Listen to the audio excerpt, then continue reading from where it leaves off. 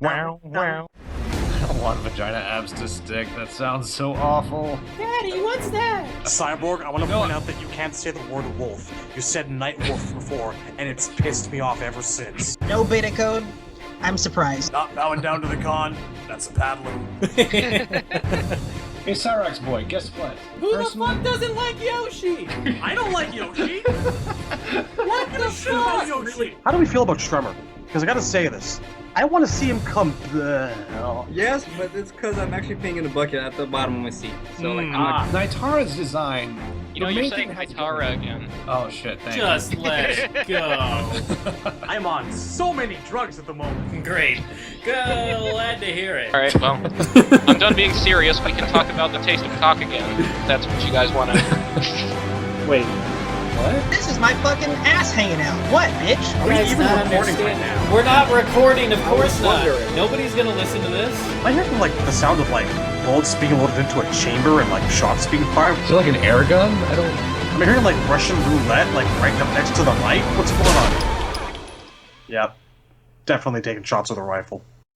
Welcome back to the Netherkast. I am Cyborg, and I am joined, as always, by Temp, Razor, and Shad for what I believe is episode 80.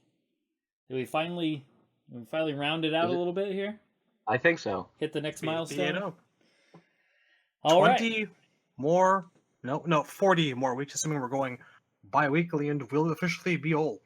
Yeah, Very old. I figure if we can get 20 episodes 20 more episodes by the time MK11 is officially announced, which is reasonable, then that means we will have our 100th episode right around then. I think it'll work out nicely. We'll have a lot of crap to talk about, so it'll be nice. Be wonderful. What if we get there early? Are you just going to sit on 99 and not record for a month or two? Absolutely. That's some Absolutely. fine opportunism. Yes. It's all about the overall planning. There's none of that. Who am I kidding? No. All right. This is... We fly by the seat of our pants, or whatever that means.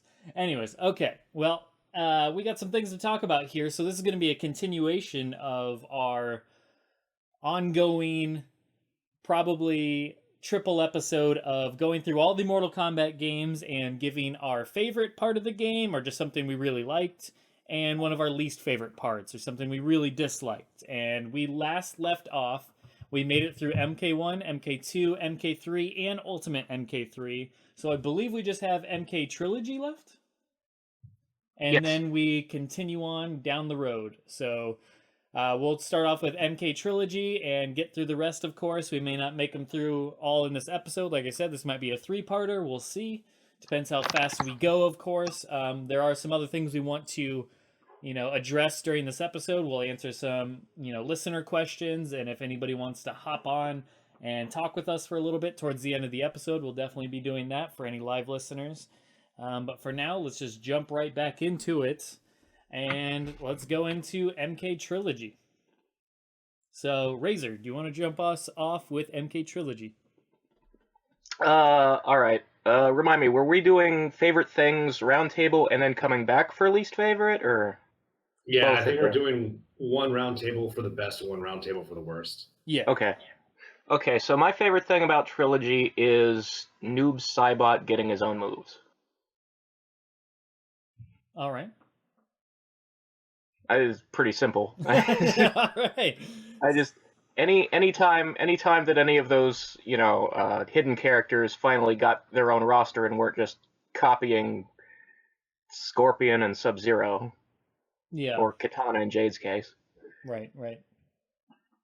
All right, so Noob Saibot getting his own stuff, his own shed of stuff. All right, I get it. I'm hip to what you're doing. Okay. I like it. Mm. Okay. You're picking up what I'm putting down. Yeah, Who's yeah. Who's next? Yeah. Drop All it right, like it's hot. I'll go next. My favorite thing about MK Trilogy is the ability to play as different versions of the characters from the games.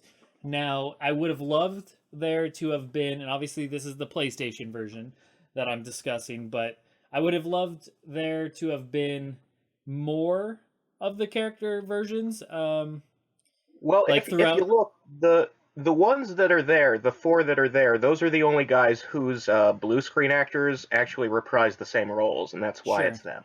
I figured there was a reason, but yeah, I wish there was more of that, and I wish there was more of that throughout the later games. I don't think we ever really got much of that. Basically, just cherry picking a very specific design of them from a previous game. I'm not just talking about the outfit, I'm just talking about the whole shebang. I love the idea of being able to play MK1 Raiden versus MK3 whatever, or MK3 Raiden versus MK1 Raiden, or you know what I mean, MK2 Raiden, and so on and so forth. It's kind of a thing that like Street Fighter players take for granted, because like every fucking collection of Street Fighter 2, or I think I think that was there at least one. No, not 3. I think one of the alpha games let you do it. I don't remember, but like the anniversary collection of Street Fighter 2, you could just you could straight up pick from almost any version of SF2 you wanted and just throw them at each other, and it was wonderful. I always want to see stuff like that done to MK, full blown. Yeah. Well, like MK1 Raiden and MK2 Jax don't play exactly like they used to because they gave them combos. And running. Don't forget the running. Yeah. And by running, I mean fast walking forward. Well, I mean, there's only so much you can do with the sprites. Yeah, this is true. Like, a lot of Raiden's combos were mostly doing the uppercut over and over again. That's what actually a lot of them were. It was like the close punch, the uppercut, and repeat, because not a whole lot to work with. Right. So yeah, I don't know. guess it works. It's like, if the guy doesn't fly into the air, it doesn't look like an uppercut, it looks like an elbow. But yeah, I would have just loved to seen more of this throughout the rest of the franchise, but we really didn't get that. So that's honestly, if I ever play MK Trilogy, that's the reason for it. Is I like the idea. I mean, it's one of those all-in games where you had everybody up thus far in the series all in one game, which is really cool. But I really like the ability to choose the different versions. I would like that in a future MK game if we could. But yeah, that's mine. Whoever wants to go next. I would say it's the overall ability for me to finally, at long last, feel like I can pit anyone up against anyone else. Like, it bugged me that I could never really, say, make, good example here. Like, I can never, fight Noob Saibot against, Nightwolf under my own control. I can, just finally, I had everyone at my command, and it was just fun, just having matchups I never thought I would ever have in my life, like MK1 Kano versus fucking Cyber Smoker, stupid stuff like that. It was really, really liberating to have so much choice, and the whole game just kind of felt like a giant good against evil war. It felt like the natural conclusion to MK3. So it was just the sheer variety and the full mixing of the MK1 through 3 cast, which was right really special. Yeah. I had so many hours logged into that game. I'm pretty sure it wore out my PS1's laser. All right, Temp. I'm going to agree with Razor and say Noob Saibot. Because really what was nice about Noob Saibot was, A, he looked really good. I even love the select screen portrait so much. But B, I feel like with the other characters that went from hidden to selectable, there was always a catch. Like with Reptile, the catch was he wasn't easy to use. I think he's kind of underrated in many respects. His walk speed I remember being really good, but he's a challenge. Like if you're not really good at fighting games, MK2 Reptile it's hard to adjust to that. And Smoke, I feel like every time they bring back Smoke, there's always a catch. They can't just they couldn't just put Smoke in a game. It's like in MK3, I'm like, oh god, I hope that's like that hidden character's gonna be Smoke in the middle. And it is, but he's a robot. I'm like, okay, well, this is kind of cool too. I guess I can get used to this. Then Deception comes around, and it's like, oh, Smoke's coming back. Oh my god. And but he's a garbage man with garbage Yeah, it's pants. like, yeah, you like Smoke, well, he's back, but now he's a cloud, and a sexy cloud. And he doesn't get his own character slot. He has to share it with Noob Saibot. So I'm like, what? And he stole MC Hammer's pants. Yeah. Garbage pants. He looks like a ninja plumber thing going on, which I honestly think looks cool. I'm down with it. He's even got like the plumber utility belt, but fucking, there's always a twist in MK9. Smoke, there's like, hey, Smoke's coming back. Where there's smoke, there's fire, bro. And when he comes back, he looks Like I would a describe him as like god. Wrath of Khan, sort of like cocaine Mozart, which it grew on me. Again, this is all good to me Mozart. now. Cocaine Mozart. This I like explains that. why I like it so much. I'm gonna remember that. That's a good one. Cocaine Mozart. Yeah, so I Good dig all these shit. versions now, but it would have been nice to get like, just for once, just to get like a traditional smoke. Now, whatever that is, no one even knows what that means anymore. But Yeah, Noob there's no Saibot, such thing as a traditional smoke because he changes. yeah, every exactly. fucking Like day. his legacy is all over the place now. So, you want Noob Saibot? Here's Noob Saibot. Welcome to MK Trilogy. I dig. Great. His moves are cool. He looks really good. I'm all about it. Noob Saibot. That's the best thing about MK Trilogy. All right. So, what's your least favorite thing about MK Trilogy, Tim? This was hard to articulate. So I would say intangibles. There's just something about MK Trilogy that is very unsatisfying to me. I don't like playing that game.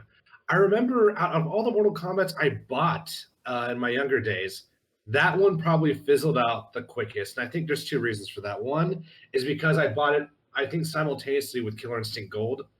And like there was no playable version of KI2 before that. So I think that hurt its playability, but I was just burnt out.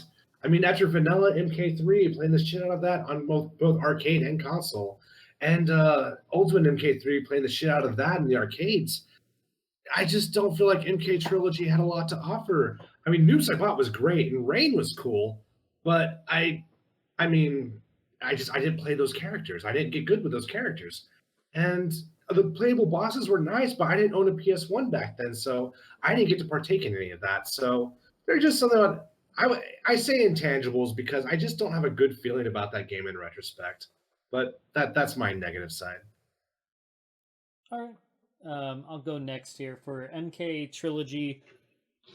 My least favorite part about it is, once again, the AI is just trash, and it just doesn't feel like a well-balanced game by any stretch of the imagination. So that's really the only thing that bothers me about it. So, But they toned Jade the fuck down. yeah, They that's did.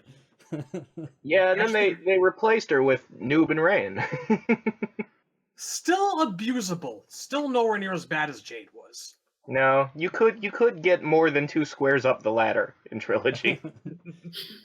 But yeah, whichever one of you guys want to go next, that's all I got on MK Trilogy. I'm gonna say the general shittiness of the N64 version, combine that with the sheer amount of difference and hate and envy that inevitably everyone who played one version and knew about the other felt. Because neither was the complete package. They both had different things. You could do lame fatalities with like Shao Kahn and Motaro on the N64, and the N64 had Chameleon, had this Starbridge stage that the PlayStation version didn't. But God, the PlayStation had so many more characters and better graphics and infinitely better sound. But the loading, Jesus fucking Christ, the loading. You had to pre-pick Shang's morphs. Yeah. Oh God, like basically just go over to a ninja and select it, because that's all anyone fucking did. Because it was free. It's like have 5 ninjas or have 2 other characters. Shut up. No good. So yeah, there wasn't an ideal version of Trilogy. It was just flawed and also flawed in different ways, and it just depended which way you wanted to roll. But lampshading this a little bit, the N64 version, the thing that bugged me the most about it was just the fact that, I don't know if you guys remember this, but like they got a Noob Saibot that was just a straight up black palette. The PlayStation version got a Noob that had a couple of different shades of black, like his skin was slightly lighter, it was like charcoaly dark gray, assumedly to give him more definition, make him look better. But man, I wanted to play straight up Shadow Noob. See, I've always liked Noob with definition better. It's an either-or scenario. Like, both have their ups and downs, and I mean, honestly, the way we look at Noob now, why not just fucking throw the both of them together? Even MK9 did this to piss me off. That Noob's got definition, but the secret Noob is just a black shadow. Fuckers. Well, see, that's why I like it the way it is. Like, the real Noob Saibot is a person. Light should affect his body, but when he summons his clone, that should be all black. That should be light should not work on it. Well, it's just you. Okay. My least favorite thing about Trilogy is just generally the mechanics. It is clearly not as polished as Ultimate. Ultimate still remains, to most people, in terms of which one is the best to play, which one looks the sharpest, which one seems the most finished. People still think of Ultimate, even though Trilogy has all this extra shit on it, because an arcade cabinet was still more powerful than, a PlayStation or an N64. Right. And clearly they spent more time balancing Ultimate. Noob and Rain are fucking broken. That is not a game you can play competitively. Yeah, it's wrecked. It's pretty bad. Yeah, to this day, when I want the MK3 experience, when I want the Trilogy experience, I don't play Trilogy. I play MK Project on Mugen, because that one's actually it looks sharp and clean, and work has gone into it. MK Project, eh? Shad Googles. You want the Borg 117 version is the one that's closest to a real game and isn't full of palette swaps that never existed. Oh, thank God. Phew. I was so afraid. So afraid. You're not gonna get fucking somebody you've never met on the internet's own version of Chrome with that one. So no I mean, they go a little palette swap. You've got a yellow Katana, and that's Tanya. But they actually gave her Tanya's moves and everything. Their work has gone into it. That's not much of a stretch. That's pretty impressive. Cool. And it has almost the entire MK4 roster made from scratch at this point, or from mythology sprites in those cases. I was about to ask if they bothered to do Quan Chi, and it looks like the answer is yes. Yeah, the most recent version has Quan Chi. It's got Serena. Some versions have Shinnok, and some versions don't. But it's the sprite's been retooled to look more like MKX Shinnok. Neato. Yeah. The only really rough, there's a Draman too, but there's there's a Hotaru that doesn't look great, and I wish he wasn't in there, because he's the one that looks most like. There's a Tremor and there's a Triborg. What are you making me look at, Razor? Why have you done this to me? You build me up and then you knock me down. I'm just those are canon characters, though. Yes, I know. I just wish they did. I'm saying you're not gonna get Pedro, the striker with a mustache, or whatever his name was. Dude, that guy was at least upper mid tier. So racist. Anyway. All right, well, let's roll on to Mortal Kombat 4, and I'll start off on this one. So with MK4, the thing I like most about it is just the overall. It's sort of cheating, but I mean, it's several things in one. It kind of all culminates to the presentation of the game. I love the announcer. I love the FMV endings, the movie endings. They're not ideal, and I can see why some people prefer not to have them, and I understand why they don't do them to this day. Obviously, you can tell more story when you're not just doing a little, 15-second video or whatever, 20-second video. You can get more across and tell more story and lore, etc.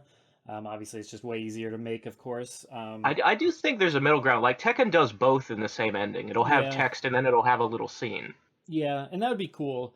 But just the overall presentation. I love the announcer. The MK4 announcer. I don't know why. Just always, I really enjoy the sound and the tone of the voice of the MK announcer. Like I said, the FMV endings, the menu screen, the select screen. I just like how it's all put together. So overall, just the presentation of Mortal Kombat 4, I'm a big fan of. So that's what I like most. Whoever wants to jump on next, go for it. I'm gonna chime in here and say that I agree about the presentation. There was something for me decidedly refreshing about seeing MK kind of come back to quasi-serious and darker roots and losing the 25 different skulls and whatnot and what have you. That was ugly. But MK4 was at least trying to take itself a little bit more serious. And at the time, I did not think the ending videos were that bad. I still had questions about the voice acting, but it was of its time. So it had great new characters, a dark, gritty atmosphere, interesting new villains. Shinnok was kind of a letdown, but it was them getting back on their feet a little bit, I thought, and trying to give us what we wanted out of them. So I thought that was really appreciated. Definitely. Is that what your favorite part is, or were you just kind of... Oh, favorite part. Yeah, that's Cool. it for me. It's presentation. I'm agreeing with you. Gotcha. All right. Well, whoever's next. I don't know, because, like, the presentation is a big part of it. Like, I was super down on vanilla MK3 and the whole switch from the feel of Outworld to the city setting and all that stuff. And MK4 was really a big deal for me because it brought the game back to its roots in terms of the feel and the environment. But I don't know if that's my favorite thing. I think my favorite thing is that was the first game that really made the fatality cinematic with, like, the camera angles and stuff. And, like, you know, Scorpion would do the flame breath on a guy, and the guy wouldn't just fall over right then. He'd actually run around screaming on fire. You know, they felt a lot more brutal than they even before ever had. Right. Just picturing Michelangelo again. Go on, yes, continue. That's what I like. That's what I want. I want when Scorpion breathes fire on a guy, that guy to run around in a circle screaming. Dude, I agree with you wholeheartedly. I've long said that the MK4 spine rip is my favorite out of all of them, just because it has that I don't know, it's like that wrenching. Yeah, it's that wrenching noise of their neck just slowly snapping. Just seems way more effective. And although it doesn't make any sense, I like that he grabs them from the top of their head rather than their neck. The neck makes way more sense, but to me, I love the tugging at like the top of their skull. He's grabbing them by the hair. I do kind of like that better. Yeah. Like, there's something visceral about it. Yeah. Exactly. Just the whole, like, once again, it's back to the presentation. There's just really interesting sound effects, even all the way down to the weird gibberish that they say. I mean, it's one of those games that just has really, the presentation's just over the top. It's really cool. The sound was a bit of a mixed bag for me, though, because in addition to, like, the voice actors just going absolutely crazy with the Johnny bought a car stuff, like, fully my leg! Oh, he's over there! Hold it over there! Yeah. You're a potato! We're gonna whooped! And various other things that were indecipherable. So, like, I just... Go What's get a him. ninja? Go get him, Yeto! Love that. It was just mangled bad Spanish or I honestly, something. Like, in future games, I would love there to be an option in the menu to turn those sounds on. I like really... how Killer Instinct has multiple announcers. I want that. I want multiple announcers. I want Ed Boon back as the announcer in the MK4, and just give us all the different announcers from the previous games that they can at least. Yeah, but I just want, like, the gibberish, grunts and groans track to be full of that shit, but as an option, so you don't have to have it if you don't want it, but right. There is no fucking way that he was not saying, "Oh, I'm gonna throw you over there." Yeah, it is totally what it was. I've heard arguments to the contrary. I've heard people trying to, like, no, he's saying, "Oh, I'm gonna throw you over there." Right. But anyway, that aside, the sound's kind of a mixed bag for me. I maintain that, like, MK2 has the best sound out of the entire OG games before the 3D era. Yeah. I like the cracking sound effect or what they tried to do there, but even now, I'm like, it just kind of sounds like someone's eating dry cereal. I don't know. I don't know. Yeah. All right. Well, that leaves Temp. Okay, yeah. I actually changed my mind at the last second because Shadowloo got me thinking about something. One thing that was really cool about MK4 that is pretty much forgotten. Not a lot of people talk about it, but it's all the unique throw animations. Like everyone had their own bone-breaking throw, plus the back throw was a traditional throw for gameplay purposes, and that was sick, and it was a big deal at the time. Like Sub-Zero, like that leg break is like the most satisfying thing like in fighting games. It's so great. And the list goes on. There's a lot of great ones. I'm still trying to figure out the physics of Quan Chi's, where he just like grab you by the shoulders and kick you in the knees so that your knees were backwards, and somehow supported his weight for a full 2.5 seconds. And then you were tumbling like a bowling ball, but okay, it was fun to watch. I love breakers. I want them back so bad, but I guess X-rays are just longer breakers. So that's why we never see them, and that's why people don't like them. That touches upon something that it reminds me of, like when MK9 was first coming out, and it was at like PAX or something, and I could have sworn it was Spoonie in the background of somebody's video because it sounded exactly like him, and I know he was there, but I think it was him where he's like, when it was Reptile's X-ray or whatever, when he gouges your eyes out, and he's like, how could they even, like, how does that not kill him? How do they even keep fighting after that? And I'm like, have you seen Mortal Kombat? Like, this is nothing new. I mean, people used to get their legs both of them just snapped in half in the middle of a combat, or people with spears and frozen solid. They just pop them back into place. Everybody is Mel Gibson in Lethal Weapon. None of that's ever stopped them before, but I don't know, it just made me think of that. But yeah, the throws in MK4 are really, really good. I agree with you. Yeah, dude, and just at the time, like it really took me aback. I'm like, oh shit, they can do that? Like that's okay? So yeah, I was gonna say Kuai Liang was just overall, but I think I like the throws better, just a little better than Kuai Liang. Yeah, just cringe-inducing, those damn throws. Ugh. But all right, we'll move on to least favorite things about MK4. I'll go first on this one. Boy. So my least favorite thing about MK4 is probably not going to be a surprise to most listeners that have been keeping track over the years, that I am not too big of a fan of MK4's roster. To me, that is the biggest disappointment. Not just from a new introduced characters. I mean, it's not like MK4, I don't like some of the new introduced characters. I like Quan Chi. I like Fujin and Shinnok, etc. There's a few good ones in there. But with the good comes the bad. I'm still not sold on Jarek. Tanya, I've been iffy over the years. Same with Kai. I'm not that big of a fan of him either. And just more so than the characters introduced, just the overall roster as a whole just feels like very lacking. Like it's lacking a certain amount of characters. I feel like there should be more characters, and I wish there was more returning MK2 and MK3 characters. Instead, a lot of them just got left by the wayside. I mean, from MK3, did any carry over? I'm trying to think back. I mean, Gold got the robots, but otherwise, no. Yeah, we'll talk about Gold after this. I figure we'll treat that separately like we did Ultimate, but yeah. It's only fair. MK4 itself, yeah, it felt like a lot of those characters just got left out, and I don't know. I mean, overall, the roster to me is the most. If I were to go back and play MK4, the roster itself just leaves me wishing, like, I'll play Sub-Zero, and then I'm like, then what? I don't know. It's just it's missing options for me.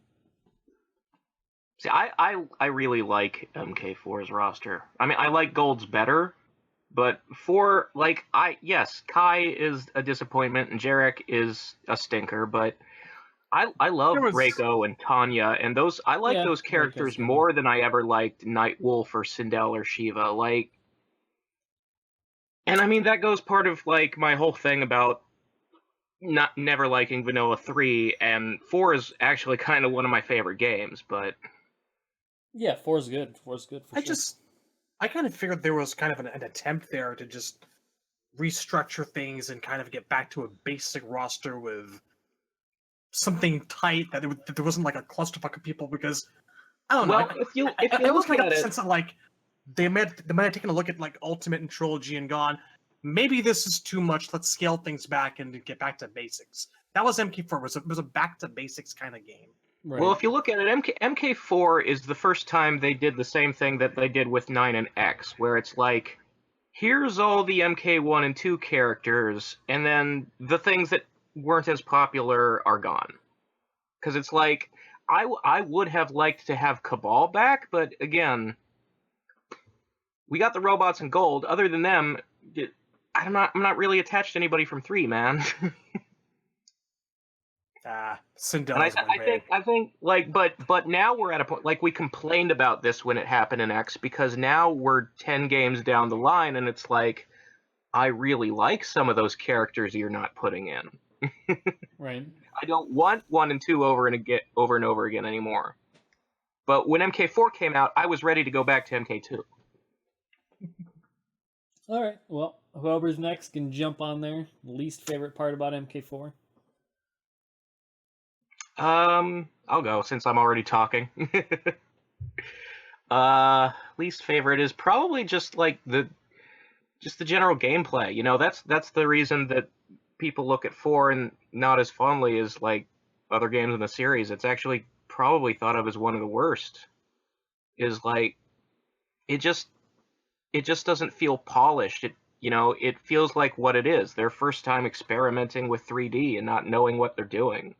It's interesting that you're on that kind of like, you feel the gameplay is the least attractive part about MK4, whereas I felt the roster, and for me, I actually like the gameplay of MK4 quite a bit. I don't hate it. I just think that that's the reason that it never caught on. Sure. Because I actually kind of enjoy the game. Like, it's very fast paced, and there are combo strings, and it feels like a good, quick MK game, but everybody in the game has the exact same normals. And it feels a little bit like weird and glitchy, and like graphically it doesn't look great. That's yep, we're getting into the thing that I actually really dislike about the game. Well, go ahead. Once you're done. Yeah, go ahead. The graphics? You can go on. It's specifically the homogenization of the cast, and this has been a thing in every MK game to one extent or another up until 9, or to be fair, MKDC. That they'll all share normals, or there'll be a lot of overlap with normals shared, but nowhere in the series does it feel like more prevalent than it does in MK4. In MK4, it's worse than it was in MK1, where it's, if not for special moves, I am playing the exact same character over and over and over again. Some of the animations may look different, but like, they all function the same way. Everyone has the exact same combos, even. That's a step down from MK3. It's not just the normals, it's the combos. Well, like, you had little touches like Scorpion flicking his foot back and forth across your face in his 4-kick combo, or whipping out an axe, whereas Reptile doesn't do that. Or you have Jax who runs up to you and like punches you up into the air, and you can stop the combo there, or he punches you back across the screen. Or you have Cabal, who has like this running forward high punch, and then you can do the uppercut if you're smart, or if you just want that 12% damage and want to really look cool, you can hit with 2 hook swords. You can't do none of that shit in MK4. None of it. Same combos for everyone, all the way through. The cast is incredibly homogenized, and it always bothers me. I find myself just sitting there spamming projectiles and specials in an effort to have fun and feel like I am that character, because I just see, that's how I used to play all the time. No, it's just specials and timing, and it's when I play, I just play like it's the same thing every time. It's jump punch, high kick, roundhouse, something like that. It's that's it. Every single character can be fucking played with a little bit of variation, mostly the same. And that and throwing rocks is how that game is beaten. Oh, I love throwing rocks. The mind games and the footsies around those rocks is tremendous, trust me. Oh, good stuff. All right, Temp? I'm going to agree on the roster. I really don't care for the roster of MK4. It's funny we bring up MKX2 because my outlook on MK4 is very, very similar to my outlook on MKX. I mean, they have a lot in common for obvious reasons, but I think outside of Scorpion and Kuai Liang, nothing feels personal in those storylines. I don't feel any connection among those characters, especially in regards to Shinnok. God, and I'm not. I liked a lot of the new characters. Believe it or not, I love Fujin. I love Tanya. I like Kai a lot, actually. I think Kai's fine. Reiko, I did not like at the time because I was salty that it wasn't Noob Saibot. Because in the early versions, it was Noob Saibot. I Yeah. don't know if those Yeah, that arcade cabinets ever pissed made me it off. in, but It was like finally after 2 games he's on the starting roster. Nope. Well, Bye-bye. half of the new characters were originally not going to be new characters, and then during production they're like, we should have more new characters. So Kano became Jarek, Kitana became Tanya, and Noob became Reiko. Mistakes it were made. stings too. What's up? I said mistakes were made. I'm sitting here and I'm like, I'm thinking back on the homogenization point, and I'm like, and they even had their, I think actually giving them all their own unique breakers was an attempt to actually remedy that and make them feel a bit different. Didn't Yeah. work, but sorry, go on, Tab. I just crossed. No, it's just, God, it really, my response is the exact opposite of Razor's. I love the MK3 roster so much. Not Ultimate, MK3. The John Carpenter bringing everyone together, just putting all the boxes of cereal into one bowl. That was what I love about MK3. So, it just, Who does? I just Have feel like you a ever lot of done things that that? were really building up to something cool just vanished. Like Cabal's redemption story, gone. Nowhere to be found. New Smoke and MK Deception was cool, but it came 2 games late, in my opinion. It really should have been done in MK4, not Deception, in my opinion. I thought Smoke's getting his soul back, like, oh, sick, he's teamed up with Sub-Zero. We now know who this guy is, and we know his relationship with Sub. Let's see what happens when they team up together. No, fucking gone. All the things I loved about the previous games were trimmed down in MK4 so they could bring back the nostalgic roster. And I really, really resent that. Yeah, just so I'm not the biggest fan of MK4, but there are things I like about it. Like I said earlier, I love the Kuai Liang stuff. I adore Kuai Liang in that game. That, in my opinion, that's his game. Like, Liu Kang may have beat Shinnok, but he was the main character in MK4 in my eyes. Just God, and Shinnok is amazing. I love that design. I would love to see Shinnok in like an MK2. So when Razor's mentioning the Mugen, I'm thinking, oh, that'd be sick. I'd like to see that. So, Well, you can find videos on YouTube. I definitely recommend looking that up because the sprite that they've edited the shit out of it to make it look like MKX actually looks pretty cool. yeah, I'll check it out because I mean, I imagine it would look good. I think on any character, I always said like if Borai chose MK9, he would look sick. Like his animations would probably look so badass. I feel the same way about Shinnok in MK2 or 3. I think that would look really good. And I mean, speaking of roster issues, I think I feel like MK4 took out a lot of the waifus, which I'm like, you boot the game up and Sindel's gone, Katana's gone. The only waifu we have left really is Sonya, and I fucking hate Sonya. So Yeah. Tanya's Why? okay, but I don't know who this chick is. I'm cool with Tanya now, but it was a different story back then. There is that. Again, the gold fixed this somewhat. All right. Well, since we're on gold, let's roll right into gold. We'll cover gold here. I'll just get mine out of the way because I know it's already been kind of touched upon and covered. My favorite thing about gold is actually the opposite of what I liked about or disliked about MK4, and that I really like the roster of gold. I felt like it's not just the roster, I also like the stages they put in, but just ultimately the additions that they made to gold I thought were really good. I like adding in Baraka, Cyrax, Sector, Noob Saibot, Katana, Kung Lao, etc. It's like they were bringing some of the characters I really wanted to see back into the game. Like, to me, that's my favorite thing about gold is when I remember way back when I was playing MK4 and then I first heard about, MK Gold, you can play as these additional characters. Like, well, crap, now I got to get my hands on MK Gold.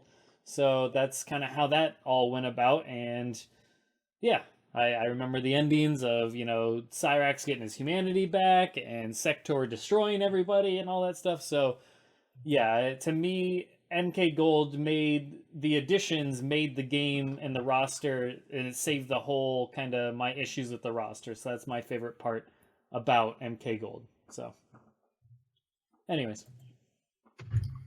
Yeah, I mean, I would agree there. MK Gold, the roster, and like, cause as much as I've talked up the 4 roster, when I think of 4's roster, I'm really thinking of Gold's because having Kitana and Cyrax in that game is really fucking important to me.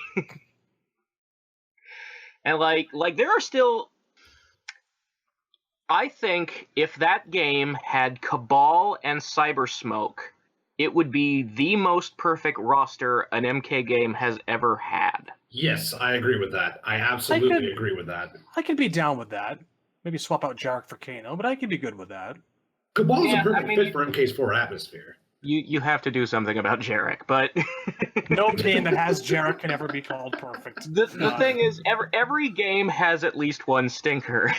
You know, MK1 has Sonya and Kano, MK2 has Baraka, MK3 has Stryker. There's always the one guy who's less cool than literally every other guy. I like Baraka in MK2. I thought Baraka was cool. Yeah, I like It's Stryker. comparatively, Baraka is okay, but he's way less cool than literally everybody. Every box surrounding his face is a cooler guy than his. No.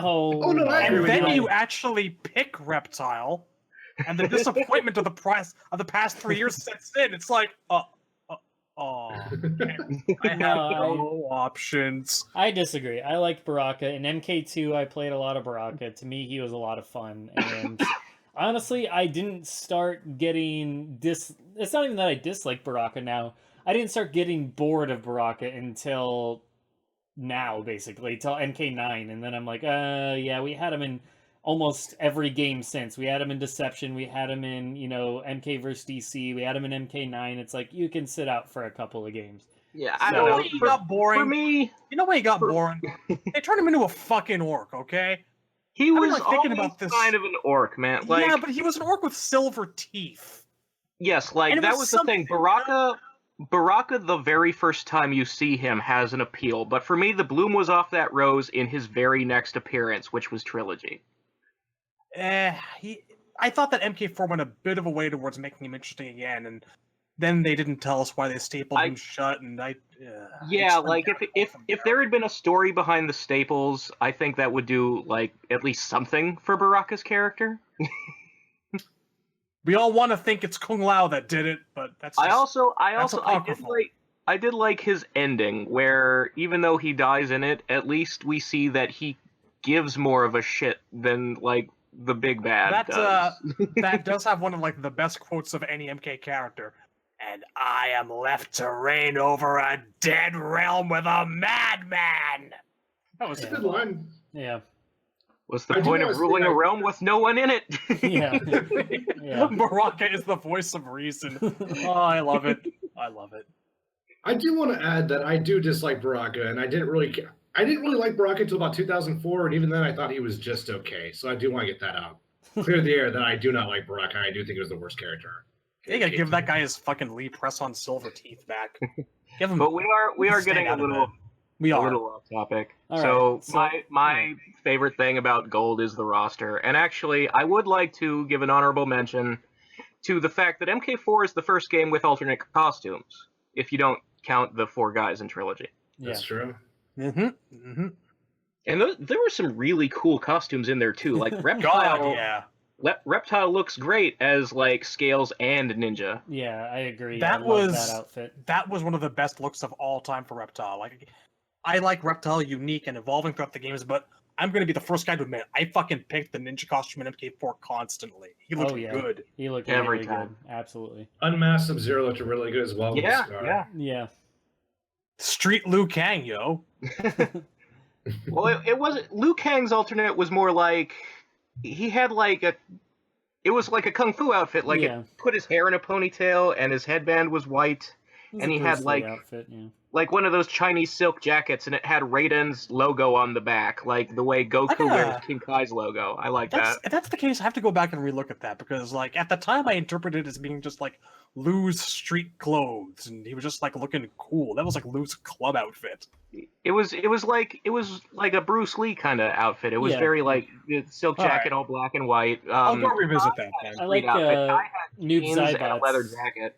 I like Noob Zybot's hooded one a lot as well. Oh yeah. See, I liked his colors on it fucking were weird ass skull alien thing. For Yeah.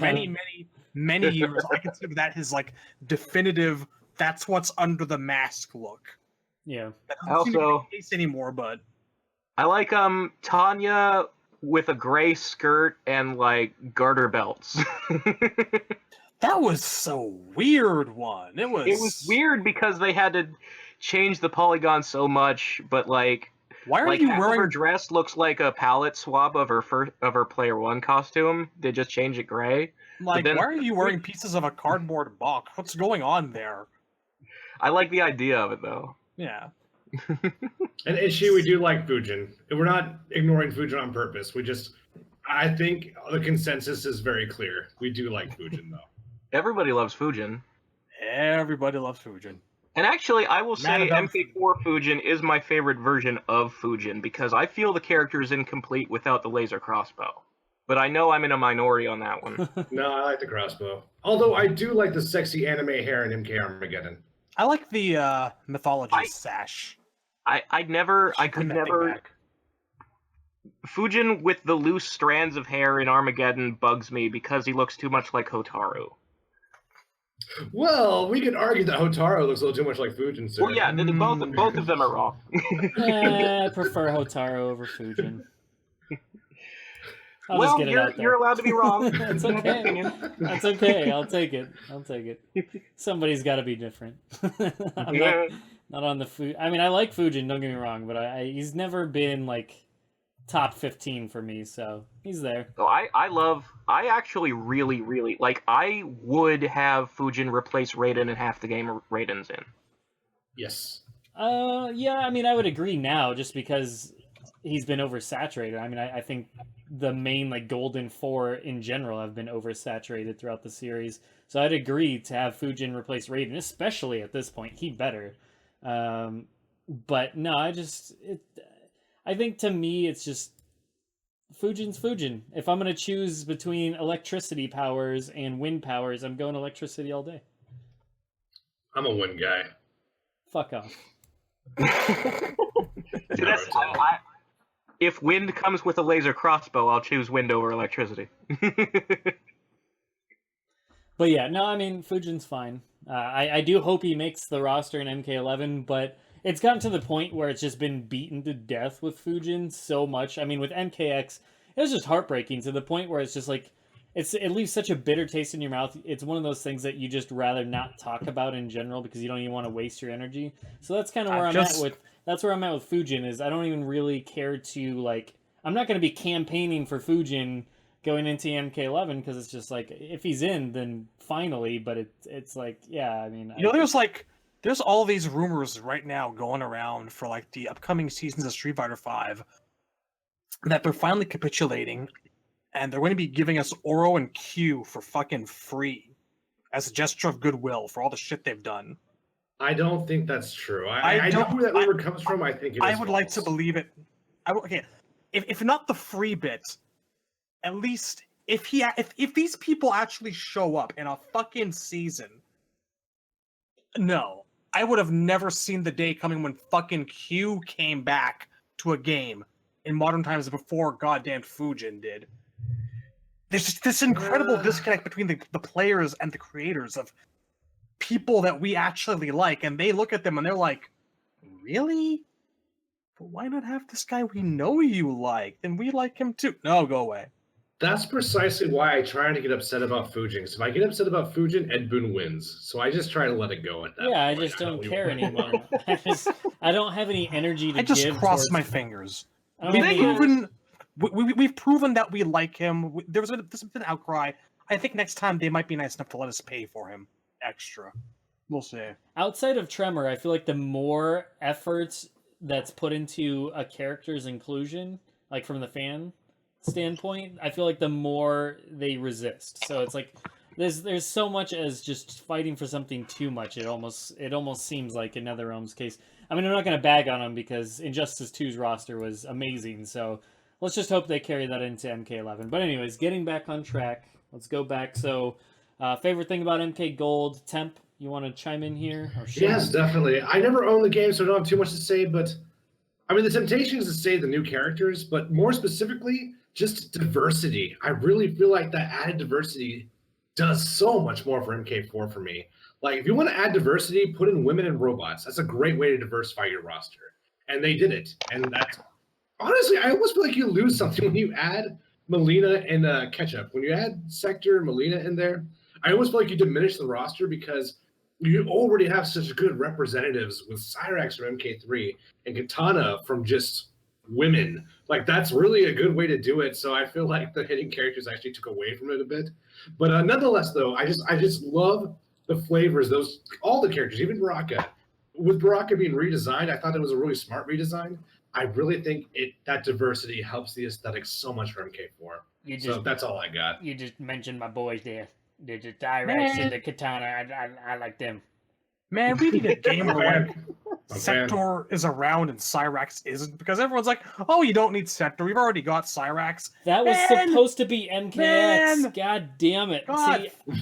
Shad. Shit. If you go back through the episodes when we were talking about the DLC combat packs for MKX, I made that same exact case of, you know what? Yep. I'm a Cyrax guy. I've made no mistake about it. You guys are into smoke.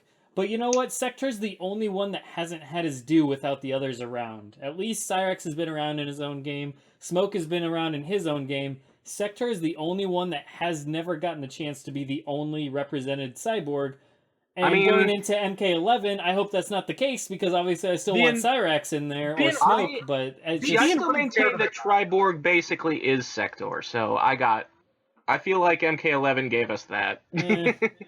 Or MK10, I mean. Being really fair, at least he got to have like his own little warship, and he basically kind of converted Japan and one of the fucking handheld games. Yeah, so tournament edition or whatever. He got some story due, but he didn't get like the chance to build up more of a fan base than the other two. Yeah, like Sector matters in Armageddon. Cyrax is in that game, but doesn't have a story. I feel like that's...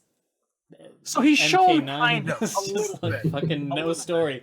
Or MKX, I mean, god damn it, don't get me started again. Then 10 comes around, well, here's his decapitated head. Aww. Wow. See, because Triborg, and we've talked about this a billion times, Triborg acts like Sector. I consider him Sector. I think that they just were afraid to make us pay for a character that we've been used to playing for a long time, so they renamed him at the last minute. That's bullshit. I mean, I don't want to get on it, but let's stick with it. So things I liked about Gold. Yeah. So it's the resolution of dangling plot lines for me. There was a period of 3 years between the release of Gold and Deadly Alliance's release, and you gotta remember, like around that time, it was kind of a dark period for the MK series. You had John Tobias fucking up and leaving. Special Forces was an unmitigated disaster, and for a little while, it just really seemed that the series was very much in doubt, and no one knew what the hell was going on with it, and fighting games were dying off, and so for a while, I kind of looked at MK Gold as like the effective end of the series. Everyone pretty much got their happy ending, more or less. Cyrax was a human. Katana finally told Melina the truth and then threw her in jail. And I just sort of assumed that whoever, was not killed by Shinnok, his servants and whatnot, just got arrested or what have you. So MK Gold kind of felt to me like the closing of the chapter of this chapter of MK for a couple of years there, and I appreciate how thorough it was. It seemed at wrapping things up and putting them all together, and I was quite prepared for about a year and a half there to say, "All right, it's been cool, MK." So that's it. Yeah, it made me really happy. It was especially the fucking Kung Lao ending with Goro. Seeing him patch stuff up with Goro, that was amazing. That stuff set a precedent for the kind of behavior that we finally got out of like Scorpion, Sub-Zero, and MK10. Yeah. Resolution. I have to say I always felt the same way too. In those years where before Deadly Alliance came out, we didn't know if the franchise was just over. If it had been, I would have been perfectly satisfied with 4 as a story ending. If that was just happy ending, everybody got some kind of resolution, I would be fine with that. Yep. All right, well, let's move on to things we hate. All right, I'll go first. MK Gold. The thing I hate most about the game is the fact that it was only on the Sega Dreamcast. That's bullshit. The Dreamcast did have a controller that was just not right for fighting games. I remember... And this is hilarious because it had so many great ones. It was better than the PS2. God, if they had just abandoned that the little screen on the memory card, this is a mini game, like a... The only time that ever was even cool was like, it was like Power Stone was the only one I think I ever even used that thing for. I never owned a Sega Dreamcast myself. My brother did, thankfully. He chose, because we each got to basically choose our own console that, you know, each time the generation I was usually a Nintendo type of guy, so I had the N64, and he ended up going with, you know, Dreamcast, so that's the only time I got to play MK Gold was because of that, and, yeah. But fucking console exclusivity like that, it just pisses me off. With a Mortal Kombat game, just doesn't make any sense to be on just MK Gold, but I guess maybe... Well, it's because that was Power the levels. only system that advanced. Like, Yeah. like this. I'm looking at my Dreamcast right now. It is the only reason I bought the Dreamcast, and I'm grateful for MK Gold for that because I got to play so much great shit because of it. Yeah. The reason I stopped talking is because it would have gone into my turn, so I'm just gonna wait. That's fine. My turn's done. It's console exclusive, and I have a feeling that I'm not the only one that feels that way. But go ahead, Razor. Okay, so my whole thing is, I actually have a question before I go in. Shad, you had the revision with the sticker on the cover, right? The hot new MK Gold. Yes. Can that be the title of this episode? Hot new. So when you played that, did it run twice as fast as MK4? Yes. Like, did everybody move too quickly? Yes. So they never fixed it. Okay. Because my problem with MK Gold is that, so the Dreamcast was the first console where the game industry started pushing 60 FPS. And Gold was a game that bought into that. But they didn't actually make enough frames for a game to run at 60 FPS. They just took a 30 frame per second game and made it run twice as quick. It feels They didn't change the animations, they just doubled the speed on them, so the game doesn't play right. Ugh. It's just... Oh my god. Also, I guess I'll go next. well, I have an honorable mention too, in that all of the returning characters, like the new ones added to the gold roster, Katana and Melina and them, all of their fatalities look like garbage. Because they just took their classic fatalities, like Melina has that fucking one with the can of nails spitting them, and it's really just reusing the animation on Reiko's Shurikens one. Yeah. But they're all just really like unfinished looking and poorly animated. Like Gold was rushed out the door, so they did it all in 15 minutes. I feel like that's half the games, especially 3D Like, area. But 3D. You know, Baraka does his one from MK2 where he stabs him through the gut and lifts him with both arms. His blades are clearly in the guy's armpits. Like, they're not clipping through the torso like they should. They're on the sides. It looks like he's giving them a hug. All right, Shad, go for it. It is so cheap. Okay? Even the fixed version of the game is cheap. I'm on the MK Wiki and I'm gonna read you some shit. Alright? Alright. Cyrax, Melina, and Kung Lao do not appear in demo mode. Okay. Although MK Gold brought back several new characters, they were largely made up of moves, poses, and fatalities from existing ones. Yep. While Melina got a new design, Baraka's was based off Reptile's MK4 design. That's true, he's wearing Reptile's pants. He's got the robot diaper. Oh shit, I didn't know that. Yeah. Cyrax, Sector, and Kung Lao just reused their design straight from MK3. The weapons used by these new characters are reskin versions of existing weapons from MK4. And Sector's Compactor Fatality reuses the sprites featured in the same fatality from MK3, poorly mixing two-dimensional sprites and three-dimensional models. I That's don't remember if interesting. you saw how shit this thing looks, but it's true. It really is. That is true. We never did talk about the weapons mechanic in MK4 and Gold. The fact that they came up with this entire, like, second fighting style for everybody that they were so proud of. But if you get like hit once and you knocked drop down, that weapon and you'll never pick it back up. it's fun to fuck around with it, but it's also deeply flawed, so it doesn't make our best. And the thing or is, like, worthless the for any of us, I AI don't think. The AI is programmed to lose its mind and hate you if you pull out your weapon. Like, it really does. making Yes, you saw drop that. your weapon becomes prime directive. Like whenever you do that, it will charge at you, guaranteed. Or if you Foreign land object. a good knockdown combo, the first thing he does is get up and go while running at you. Swear to fucking God. Swear to I'm not done, actually. I'm still not done. It is so cheap, okay?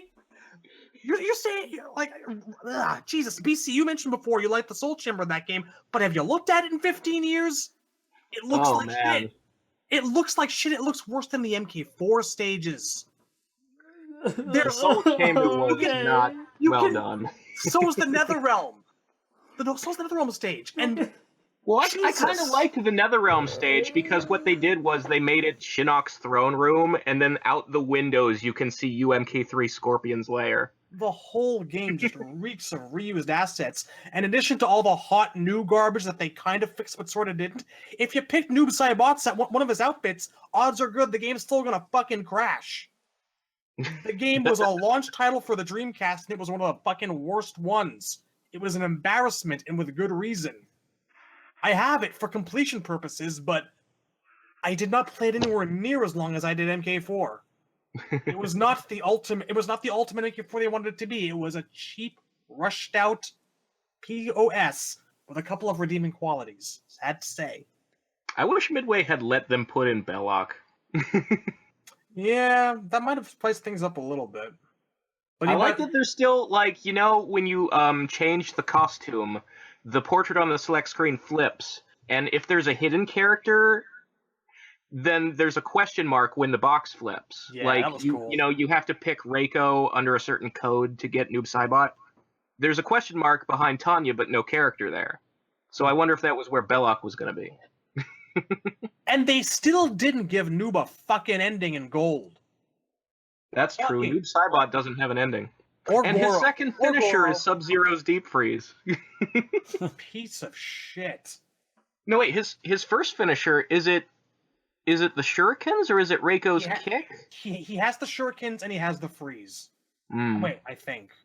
Huh, if he had the freeze, I wonder if that was their first hint towards him being the other No, Sub-Zero. no. Even though I know that wasn't something they planned. No, they had no plan, but Vogel does tell a story that he got the idea to make Noob be Bihan from a fan. So maybe the fan got the idea from that finisher. He was asked about it, and he said it was coincidental. Like, they presented him with, like, that fact, and it was that plus the whole fucking UMK3 Master Sub-Zero's identity being written down on a piece of paper in a diner napkin, and, like, Vogel just, like, took all these pieces that fans presented him with and ran with it. I'm pretty sure I remember that post way, way long ago on MK5.org or MKO or whatever, where somebody... And they blew it up, too. Yeah, I remember that post being, like, super popular, and it had a ton of posts and ton of pages of somebody coming up with that theory that, you know, Noob is classic sub or whatever, and then I'm guessing that's where they got it from. That makes sense. I mean, it is really, really good that they ran with it because it does tie things together so nicely in so many different ways. Yeah. It's the best. But it really is this convergence of coincidences. It's the best example of fan and made flesh. It really worked well. Sure. All right, Temp. The worst thing about MK Gold? Yeah. I never bought it, so if I had to pick the worst thing about it, it's that it wasn't as good as Soul Calibur. Because really, the Dreamcast is probably the best fighting game console. I can't say ever made because the games weren't balanced and there wasn't really good controllers for it. But my God, there were so many good games. That probably is my favorite console of all time. I love the Dreamcast, but there was no reason to play MK Gold when it came out. I had Marvel vs. Capcom, I had Soul Calibur, and I had King of Fighters. So why the fuck would I play MK4? That was it. With Cyrax? I bought this thing because of MK Gold, and I played it for everything else. Yeah, so I wasn't as good as Soul Calibur. Sung Mina wasn't in it. That's my biggest problem with MK Gold. So yeah, that's The game might as well not even exist to me. Remember to have just one waifu, Temp. Too many waifu will destroy. Man, I got a waifu army. Too many waifu will ruin your laifu. Let's Get stabbed with a knifeu. It only takes one. All right, well, let's move on to Deadly Alliance. So we'll tackle Deadly Alliance here, and I'll start us off.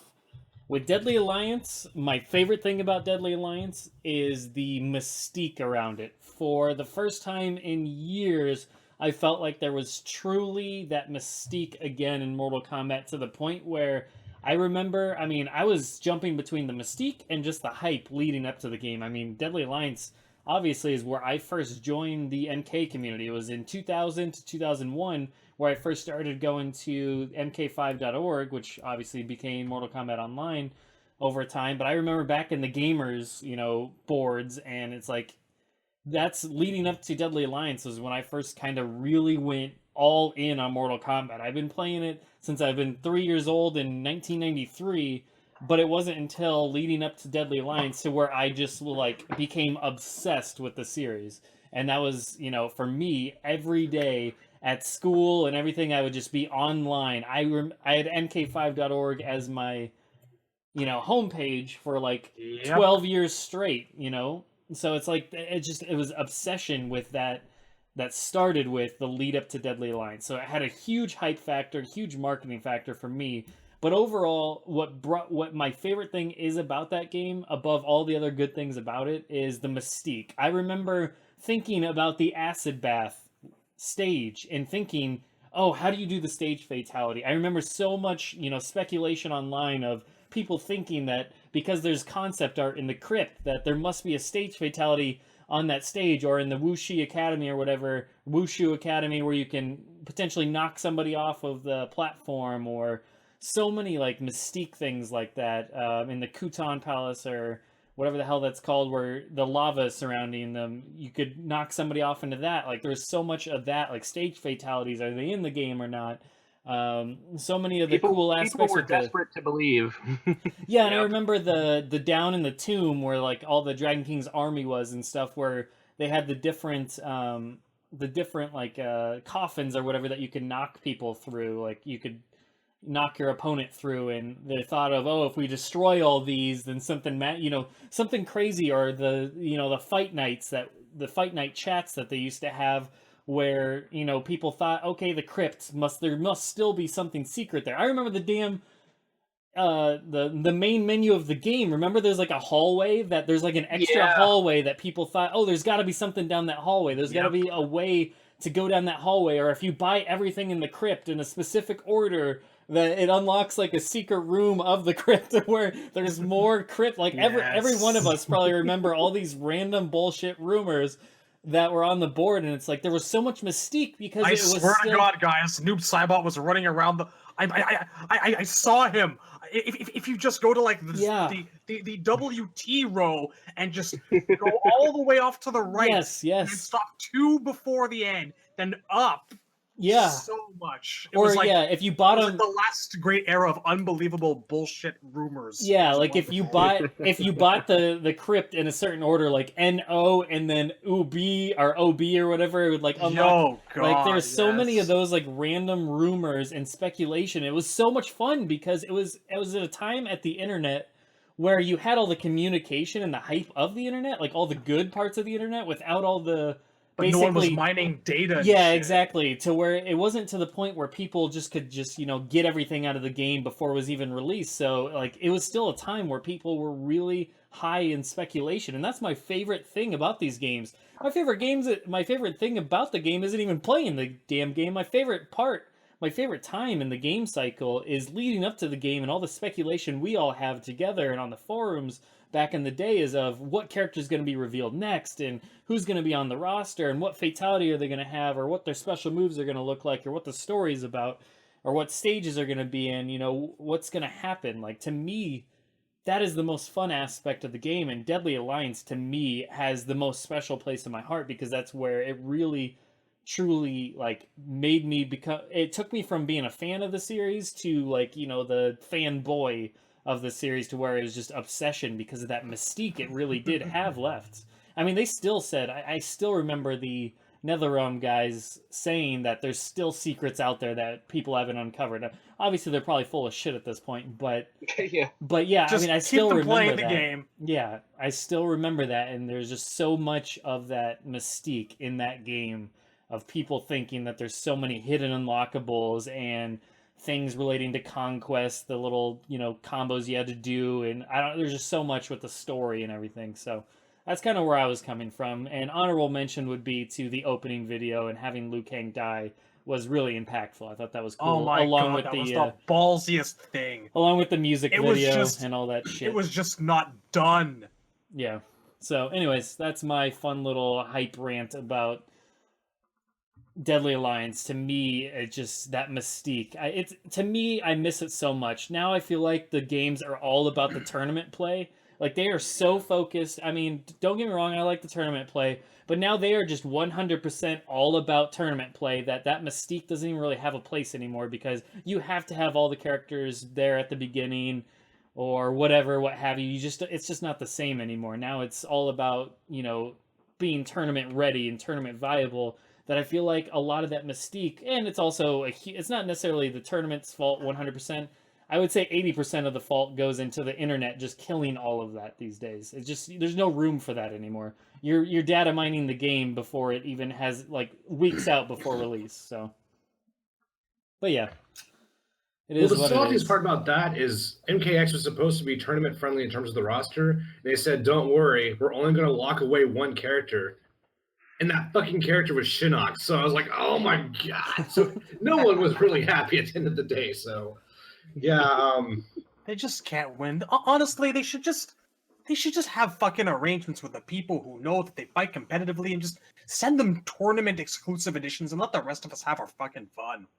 Well, even without I the know tournament, that sounds I still so want to entitled. unlock, but that's me. I remember when you get fucking tournament editions of specific cartridges at fucking Blockbuster. Okay, there was a Clay Fighter tournament edition that you could only get at Blockbuster. It was not sold into retail. Are you telling me we can't do something like that these days for these players, to have them make arrangements with the company? If you're going to sponsor them? I don't necessarily think we're a minority, though. I think there should be hidden things. I don't think. Well, 2,000 people are going to Evo, and that's it. But it's not. Even back then, even the Deadly Alliance days, I'm like, I know who the character is. Just let me play as him. Don't make me do random shit. Just let me play as Noob Smoke, okay? You're not going to trick me. I know who's behind that icon. Yeah. That's why DLC has sort of replaced the hidden character. Because it's the same principle. It's like, here's your starting roster, and then here's bonus shit. But you have to wait for the bonus shit in physical time as opposed to in unlocking them. I'm gonna. Shad, I'm with you on this. I still, Temp, you say that tournament players aren't the minority. I still think it is, because you figure how many people buy Mortal Kombat or Injustice. They sell they sell millions of copies. It's not millions of people tuning in, not even going to Evo, but just tuning into the streams. The casual audience is way, way, way, way more. I would still say it's like a 70-30% in favor of the casuals. Well, that wasn't my thesis, though. My thesis was that people don't like unlocking things when they already know what the content is. That was my thesis. That's where the internet aspect is that I said is the majority of the I think that issue. there's actually a really easy way to fix this. Because, you can put whatever the fuck you want up on the PlayStation Network store or the Xbox store, and you can make it free if you want to. Okay, why not? I'd be done with that. Why not just, put a fucking unlock all characters key up on there for free for the first day for the people who don't want to fucking spend the time? And for those of us who want to explore the mystique and do the necessary shit and feel like we're really earning someone, then just leave it be. It's not that difficult. It can be done. And just selectively name your files and your trophies.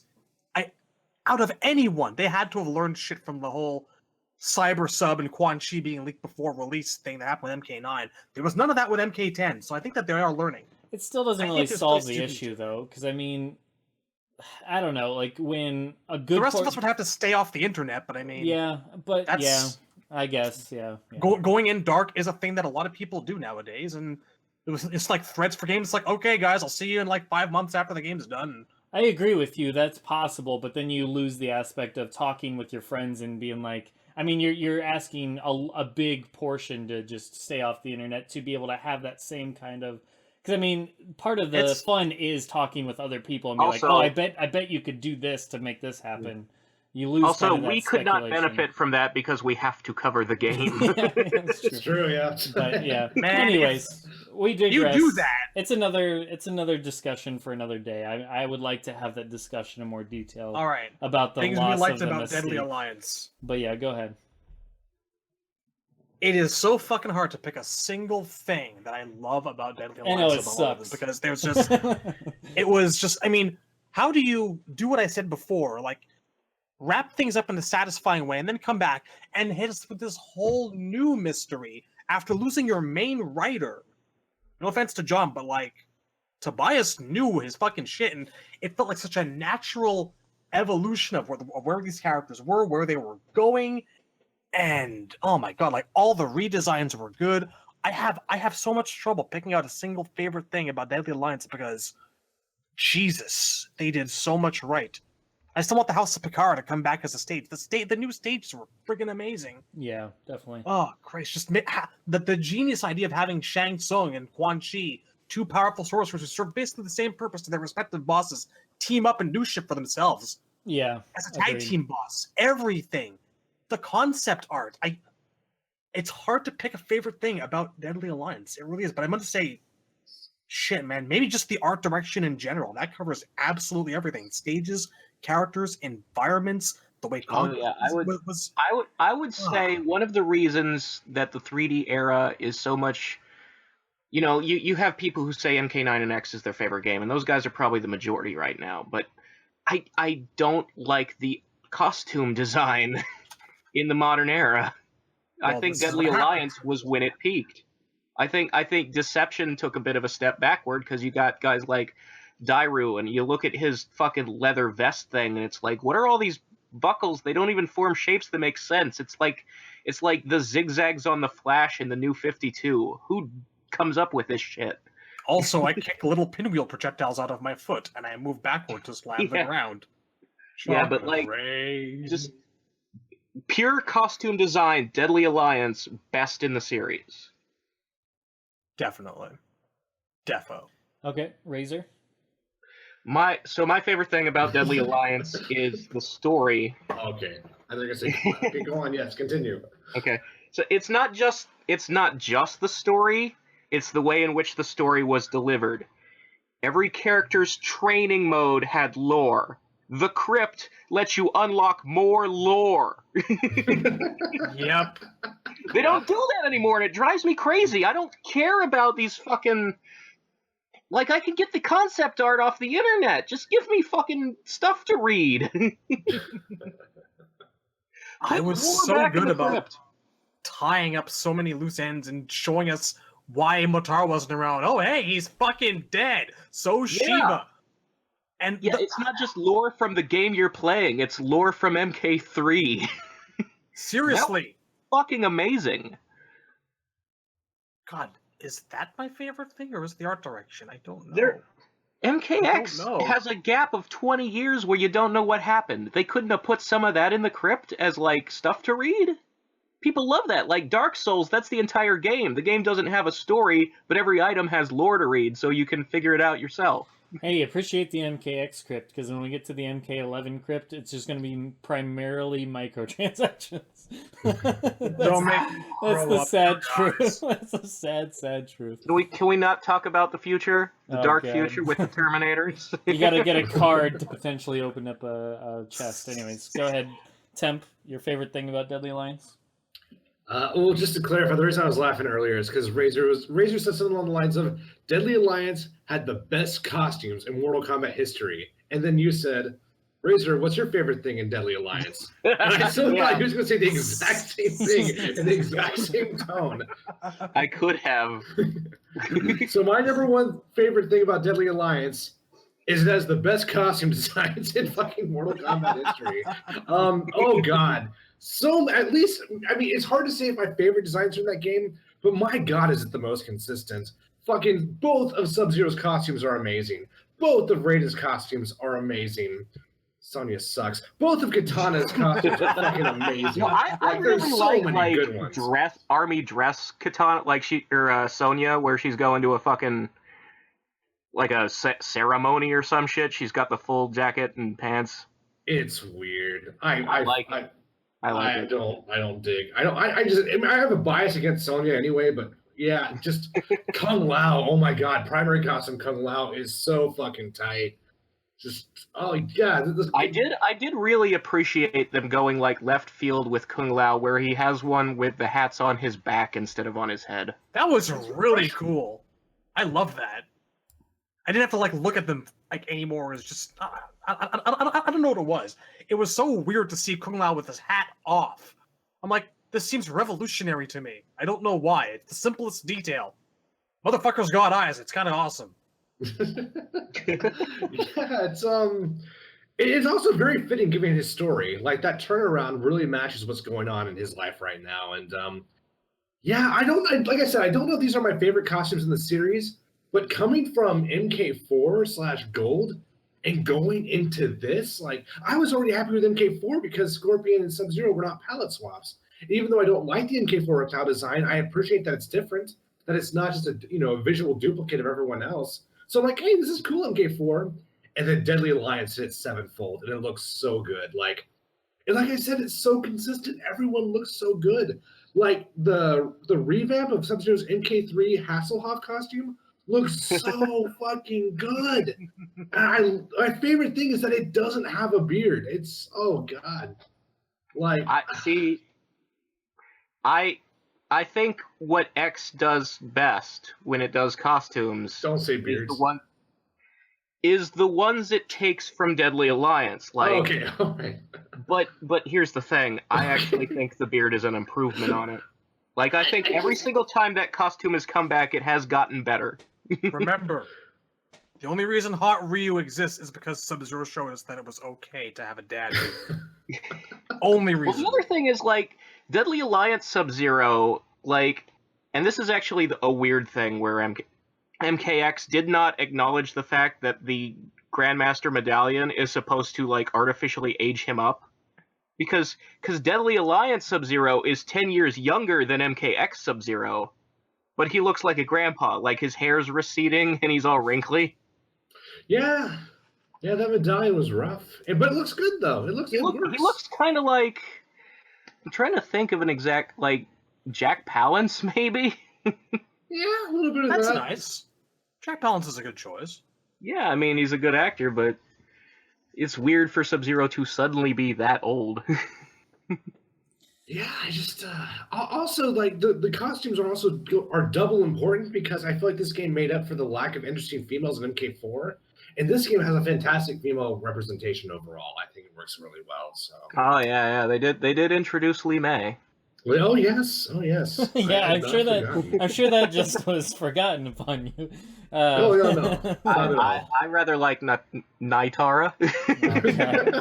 Oh god, can we not? All right. So we'll go to least favorite things about Deadly Alliance. For me, this is the thing that I was always disappointed by in the game, and it's the overall fatality representation.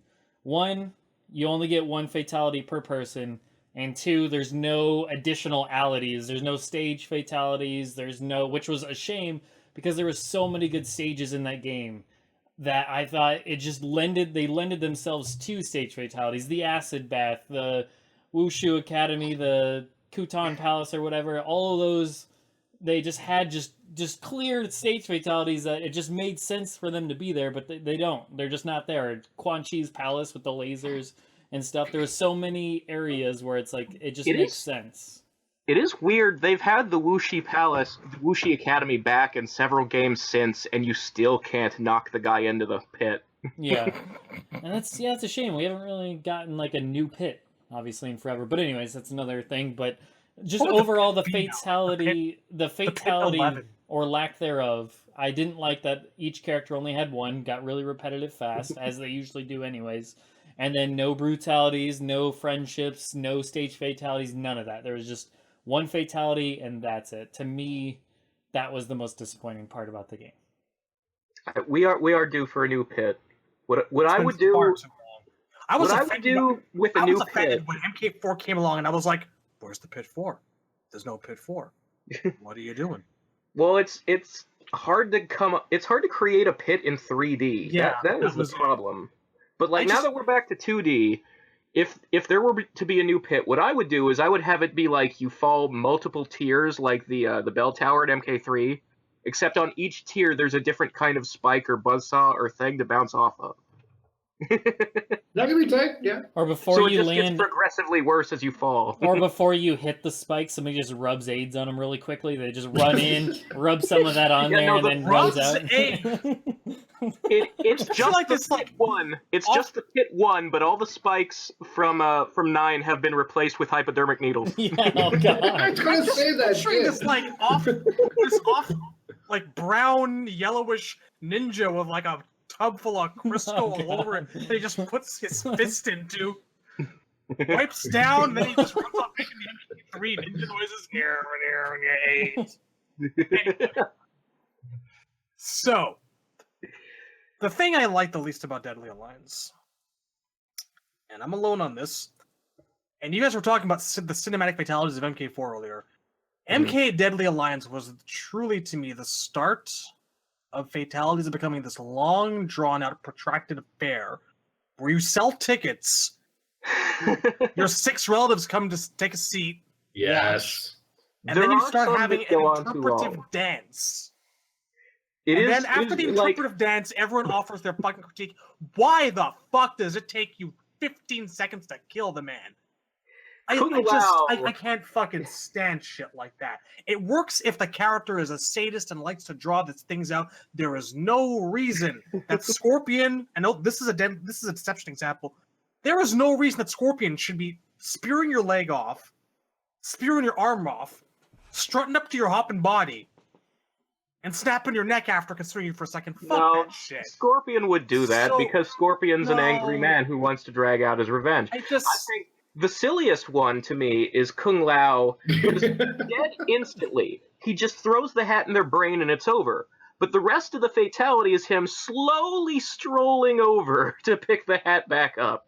I can at least give that one a quick. Doesn't like, he notion of kick a them in the quick death. chest, stomp them in the chest, It have just it pop takes up? way too long to It's kick their the body and leg. get his hat back. It's their fucking leg. He kicks the leg, and the hat flips up into. Everyone knows It's actual physics. You gotta hit him in the stomach. That's the only way. Just take a little bit less fucking time to kill a man. Just make it a death blow or a stylish death blow. Freeze the guy, then uppercut him if you got it. But holy fuck, don't draw it out like that. That was my really only like big the major second beef. Scorpion. I couldn't stand that shit. But there are some like Kung Lao that take way too fucking long. The difference to me is there something happening on the screen, or is the guy just doing like a funny Neo pose, Like or a the slow walk? the ideal balance for me in making a fatality a spectacle and having it take a bit of time is like Ermac pulling out all of your guts in your mouth in MK10, because he's still fully twisted at this point. It is a gross fucking display. It is sadistic, which suits the character, and it's mesmerizing. That's when it works. Liu Kang shouldn't be doing shit like that. Liu Kang should be flipping you and punching you, and that's it. It's a fucking death blow. But anyway, that's it. That's all I gotta say. I mean, Liu Kangs have remained historically quick. And I have no complaints about that. I'm just shitting out a general Yes. example here. He is merciful. Makes it fast. Next. So my least favorite thing about Deadly Alliance is it's I'm trying to think how to word it. It's okay. We're here for you. Actually, you know what? Go to temp. Go to temp. All right, I got this. There's My least there's so favorite. little. What's that? There's so little to choose from. It was such a Yeah, great right? game. That's the problem.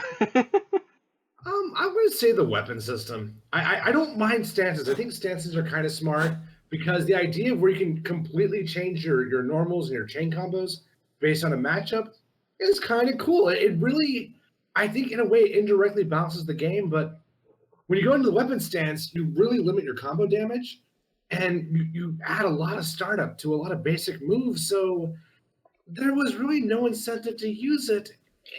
And I feel like you're hurting yourself by using that stance. Maybe perhaps it's matchup dependent, but that game was never fleshed out. No one really knows the optimal way to play Deadly Alliance beyond Infinites and just very weird, awkward mid-range footsies and pokes. That game is so weird. There really aren't. It's not really bread and butter driven combat. If you watch high level Deadly Alliance, it's mostly like weird, like scorpion normals and Boraicho, like poking with the. I don't know. The game is weird. So the weapon stance was just horribly unrealized, which is a shame because I thought it could have been really cool. I do like how broken as fuck it is if you stab them and then just leave it there, and then they slowly bleed for the rest of the round. Oh, the embedded. Oh yes, that was tight. That was broken. Pulling it off though. I mean, that's. It's just God, it's a lot of work, and I don't know. I mean, just if they block it, you don't lose the sword. You can try again until they fail. But I think like the mantra of all three 3D era Mortal Kombat is everything's unsafe. Everything is super negative. So you don't really want to do anything. And it's like they went back to the shitty MK1 philosophy of gameplay. I'm like, why would you do? I don't know. There's no dash.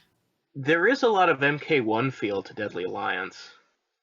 And I don't know why. All across the board. It's in places where I really like it, like the stages remind me a lot of Shang's Island and stuff like that. And the single fatalities feel like MK1. There's a lot of MK1 feel. The music too, a lot, but I do think in terms of gameplay, that's a mistake.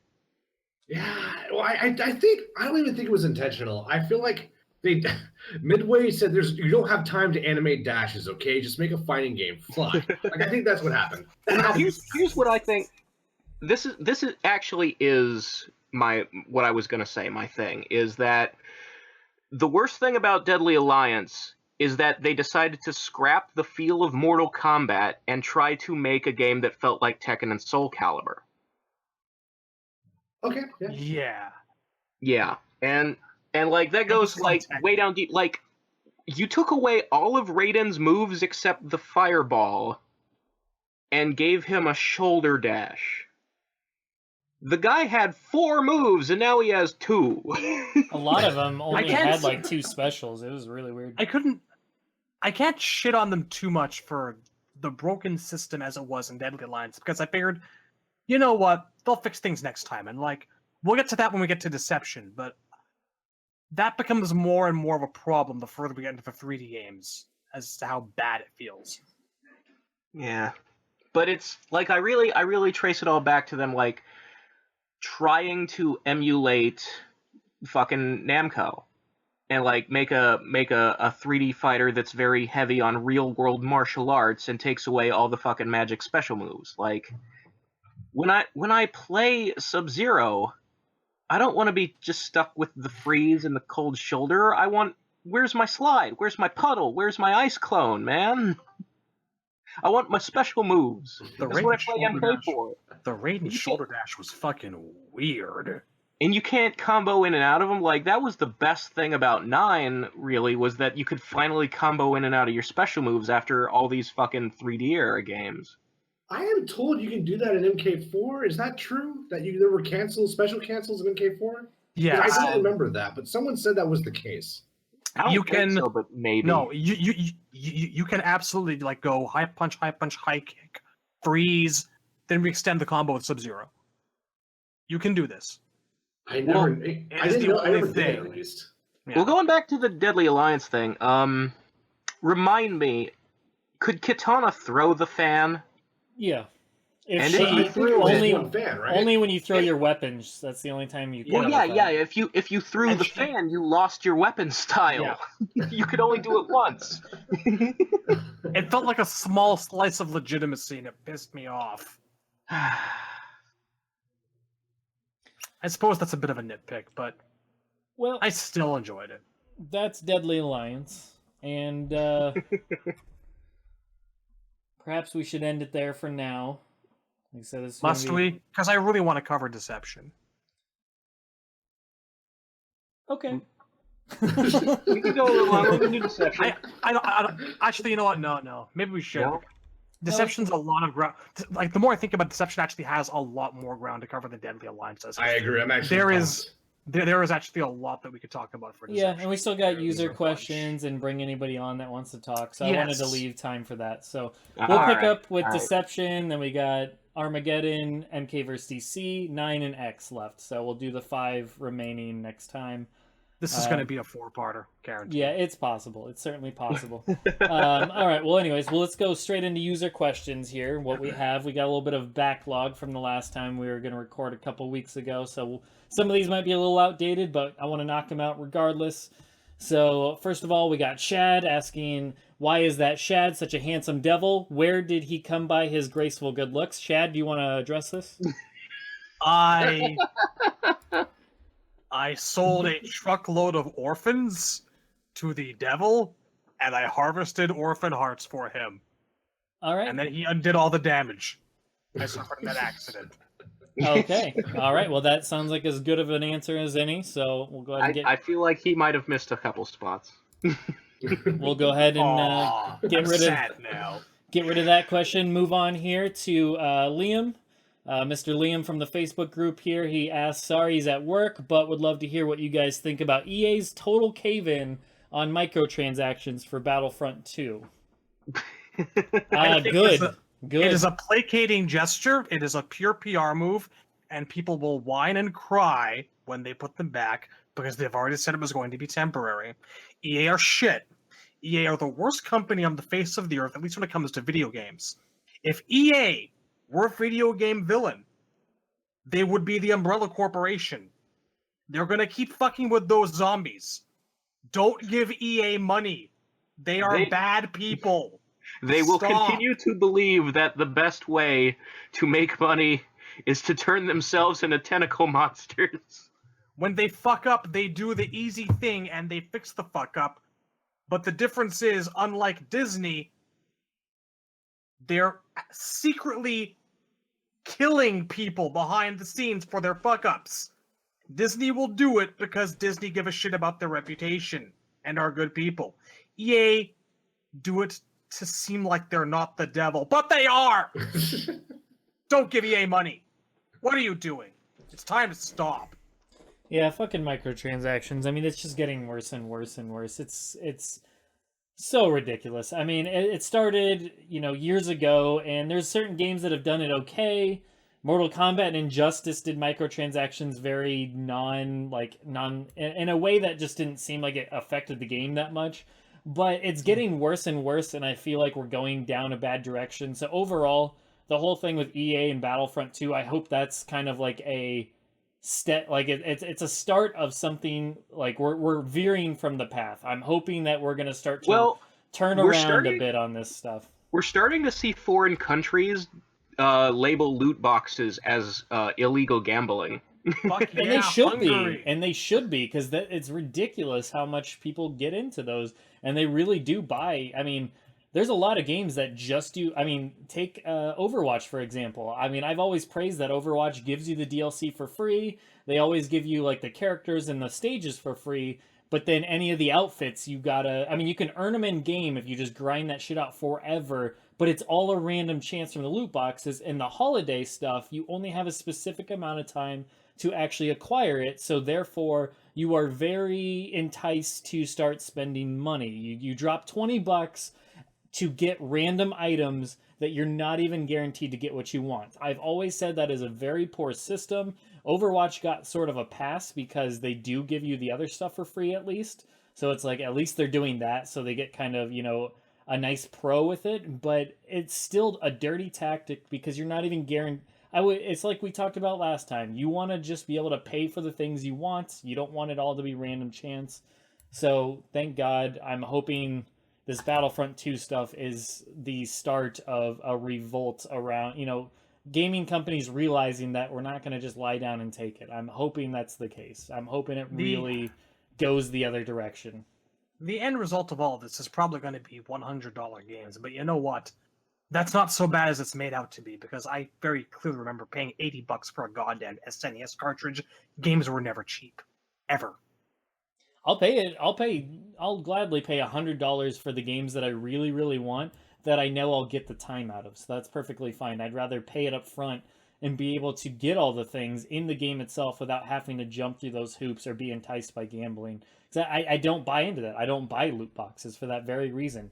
I think the only time I've ever spent money was on Rocket League. I paid $10 and didn't even get a single damn thing I wanted from the stupid random crates, and at that point I learned my lesson. So anyways, moving on from that shitty whole scenario.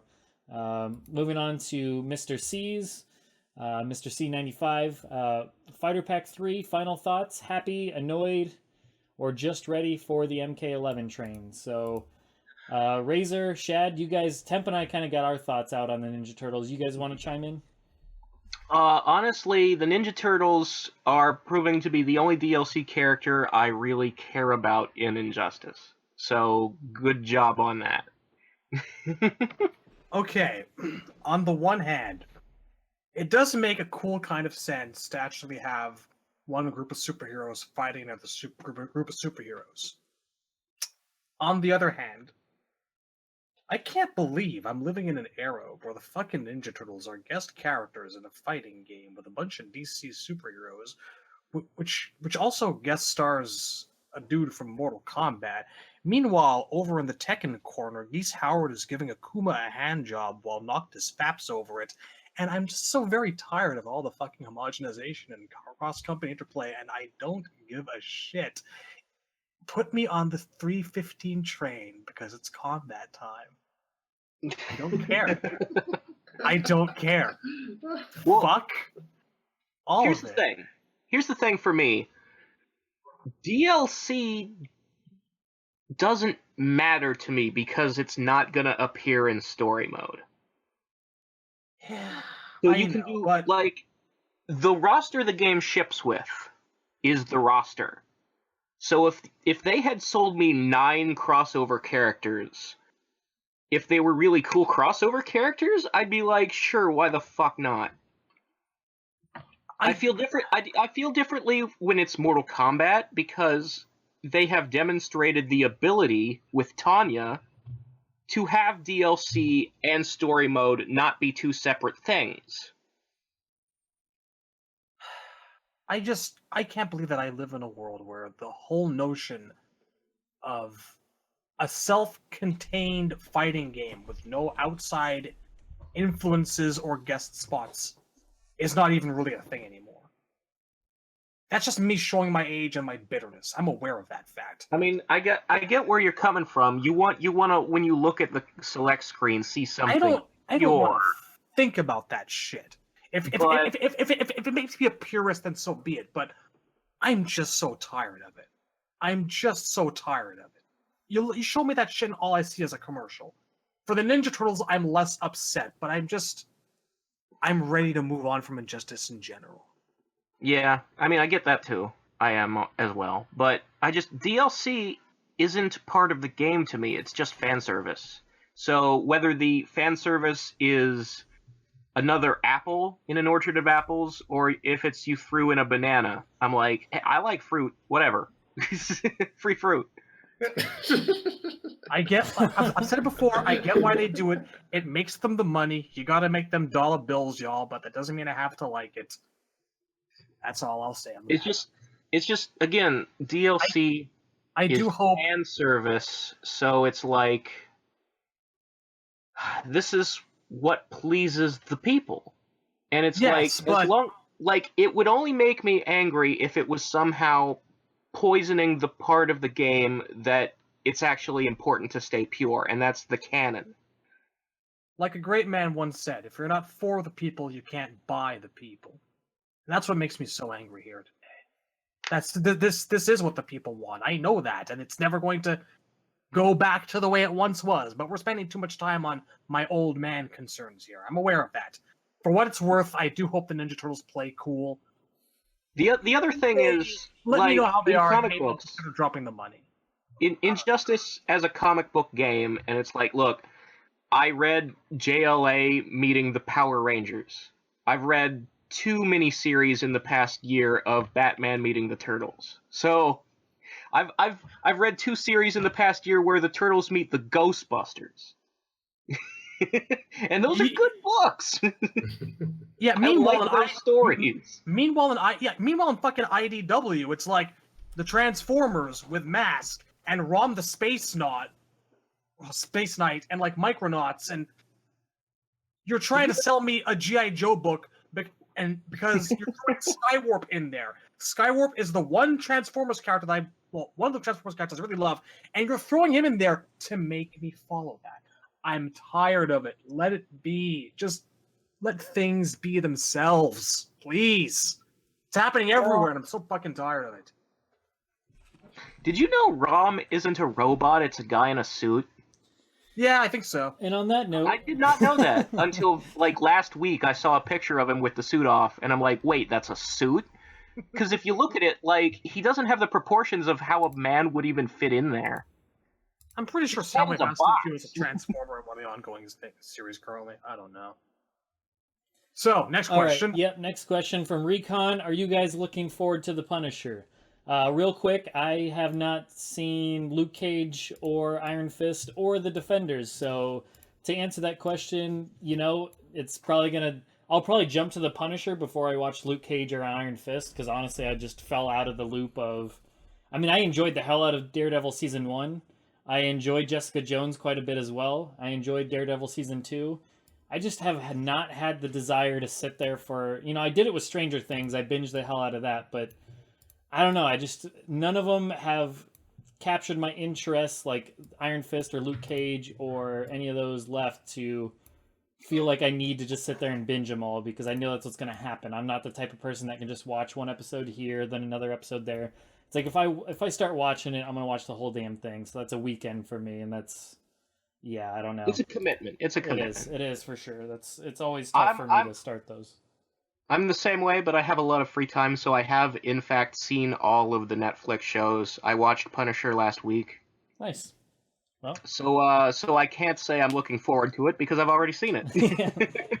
Shad, Temp? It was okay. It was okay, but it was so fucking slow. Like, it wasn't... Yeah. He didn't start, like, shooting dudes and being the Punisher until, like, the last 3 episodes. And those last 3 episodes were great, but... God damn it, now I don't even need to watch the show. God damn it. But it's a lot of... All of these Netflix shows, including The Punisher, are a lot of slow drama, and then the last 2 or 3 episodes are where all the good shit happens. I was looking forward to it, and then I watched it, and now I kind of wish I'd spent the night doing something more productive. I don't know. I didn't hate it, but what Razor just said is absolutely very true. And there's kind of a formula that's emerging. Scene 1, Episode 1. Hero puts away their gear, never to touch it again. I'm getting real sick of that, yeah. Number 1, fuck you. Don't play us for idiots. Don't waste our fucking time. Because it makes me wonder if you're secretly ashamed to be writing a superhero story. Okay? Well, it's like you don't know how to actually handle the notion of someone putting on an outfit and running around and fighting crime. It's like that's too embarrassing or what? Well, the thing for me is... It's happened twice now. It keeps happening. And it's like... when it happens at the beginning of Punisher, I'm like, okay, I get it. He got his revenge for his family. You have to... There's like a leap from that to kill all criminals forever. There's a... You have to explain how he makes that jump. So it does make sense for him to lay down arms and try to live a normal life once he's achieved his first goal. I don't think that it should have taken him that long to put the fucking skull No, back on, it should not have taken the entire season, no. And when you do it at the beginning of Season 2 of a show, like... Daredevil Defender starts with Daredevil having put away being Daredevil. That's not okay. It's becoming a trend now. And like count on episode 6 or 7, hero character gets busted up and is in critical condition and is saved by A, the night nurse, or B, some friends. Meanwhile, there are a couple of cops who are pretty inept at their jobs, but they just have to do the right thing. But they'll secretly help the guy at the end. Oh, fuck off with this. Okay, so you're looking forward to Punisher. It could have been a lot better. That's all I'll say. I honestly really don't like Defenders. I don't recommend that one. That one was dog shit. It was terrible. Tim? It was fucking terrible. Honestly, I'm not gonna watch it. I at least not right now. I have no intention of watching it. At some Here's point, my all those thing. Netflix Marvel series. What's up? If you want to watch the best Punisher thing there can ever be, just watch the Thomas Jane movie and be done with it. I still haven't seen that. I've seen the Dolph Lundgren one a long time ago, but that was about it. No, the Thomas Jane one is great because he doesn't just like kill them; he comes up with like jigsaw tortures. I can dig. I just at some point all the Marvel Netflix series kind of MK9'd on me, where I realized none of this matters. This is not going anywhere. They're not going to run into Thor. They're not going to fight Thanos. This is all, as Razor put it some weeks ago, one-way canon. And after that, I just stopped caring. And I think if Daredevil Season 2 had not been so bad, I would have fought the good fight. And I did for a little while. I tried to watch Luke Cage, and it wasn't bad. And I tried to watch Iron Fist, and I thought it wasn't bad. But again, even if it's good, even if it's all right, what are we building up to? And why do I care? And I just don't care. Okay. Iron Fist was a huge letdown for me because that one more than any other felt like they were embarrassed or didn't know how to do the source material. Because how do you fuck up a kung fu show? All right. They literally moving on to the next took out question. all of the kung fu and they just made it Daredevil with a different guy. Krayjax, do you think Cersei should have been a better substitute for Enchantress? I honestly find her more interesting, plus more Wonder Woman villain variety. Plus, she's already a character based off Greek mythology, so the Injustice game could expand her moveset based off mythology and the comics. Thoughts? Do you mind if I take that one? Go for it. I am glad Cersei is not DLC because historically, I do not like the treatment that the DLC characters get. And I think there's both serious gameplay potential and story potential for Cersei. So for any character I like, I'd rather hold out for Injustice 3. And I would agree with that. I'm glad we got Enchantress because DLC are throwaway characters who don't get to be in the sequel, and Enchantress is a throwaway character. Yeah, I'll assent to that. Cersei deserves a bit better. I still would have taken someone else over Enchantress. I'm still mystified as to why they chose her, but if you had to have a throwaway character, why the hell not? Sure. Cersei for Injustice 3. Let's do it. Yeah, not so sure why Enchantress was chosen if they're going for the Suicide Squad tie-in. Obviously, I've stated my opinion that I don't understand. I don't see Enchantress continuing on with the franchise, so it doesn't make sense to have The thing her is, be the tie-in. if Enchantress is in as a Suicide Squad tie-in, they're way too late. She should have been in the first pack. Nobody cares about Suicide Squad anymore. And that's not something that now that you want to make people think about anymore. It's right. wise to forget that. So we got Horseplay. Horseplay says, what do you think will be the story for MK11? NRS is more than happy to throw all of the characters and plot lines introduced in the 3D games under the bus. So how do you think they will handle this new Dark Raiden arc? Aaron Black murders absolutely everyone, and it's actually just a single-player Aaron Black game. Everyone, like Cobra, died off screen.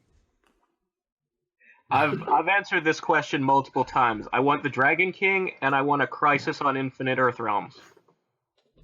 That's... yeah. I think they're going to go and actually do some sort of Crisis thing, and I do believe that we're kind of building up to Liu Kang being the big bad villain. If he's not, I hope it's not Liu is the big... I think we're going to get some sort of Onaga Liu clusterfuck, because the spirit of the dragon or what have you has always been eminent in Liu, and we're going to get kind of a corrupted, bizarro version of that, I think. Gotcha. I want Raiden to be the end boss. It's... How about this? How about we get Dragon King's body with Liu Kang's head? Or Dragon King's... It's really just the zombie Liu finishing move, but he gets to walk around in it. Or how about this? It's Dragon King's body with Liu Kang as the head, like his full body and everything. so he's piloting it like Yes. like Voltron. Yes. There we go. I'm just picturing the never-ending story in like Liu's riding Onaga. Bad 80s techno play. That's exactly where we're going for MK11. All right. They call that a dragon. It's totally a sheepdog. So we're gonna move on to We're Django's. going down. Django's question is, when's that new Warrior Shrine episode about Fighter Pack 3 going up? Last week. All right, let's go up to Evan K. Evan asks, what's the crake with the Shujinko Lost episode? Is that a word? What's Is that great? I was I don't asking myself that. that's Scottish or something, isn't it? Probably. It's safe to assume. So what's up with the Shujinko Lost episode? Okay, so I put it off. I put it off until my work for the MK Encyclopedia was done. Yeah. But when my work for the MK Encyclopedia was done, we were in the middle of a college semester, and I've been doing work for that. Finals are coming up, so maybe we'll be able to do it in December. I would like to master the fine art of recording myself, so maybe Razor won't have to worry about editing so much, but it's hard to find the time. If I can, this might be much easier. I'll try this weekend, I promise. All right, short answer, life happens sometimes and we get busy. So hopefully soon. Mr. C95 asks, should Kano's boy be the one to off him in 11?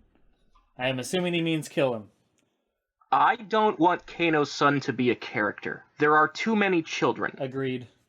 I'm tired of the children already, so... We've got enough successors.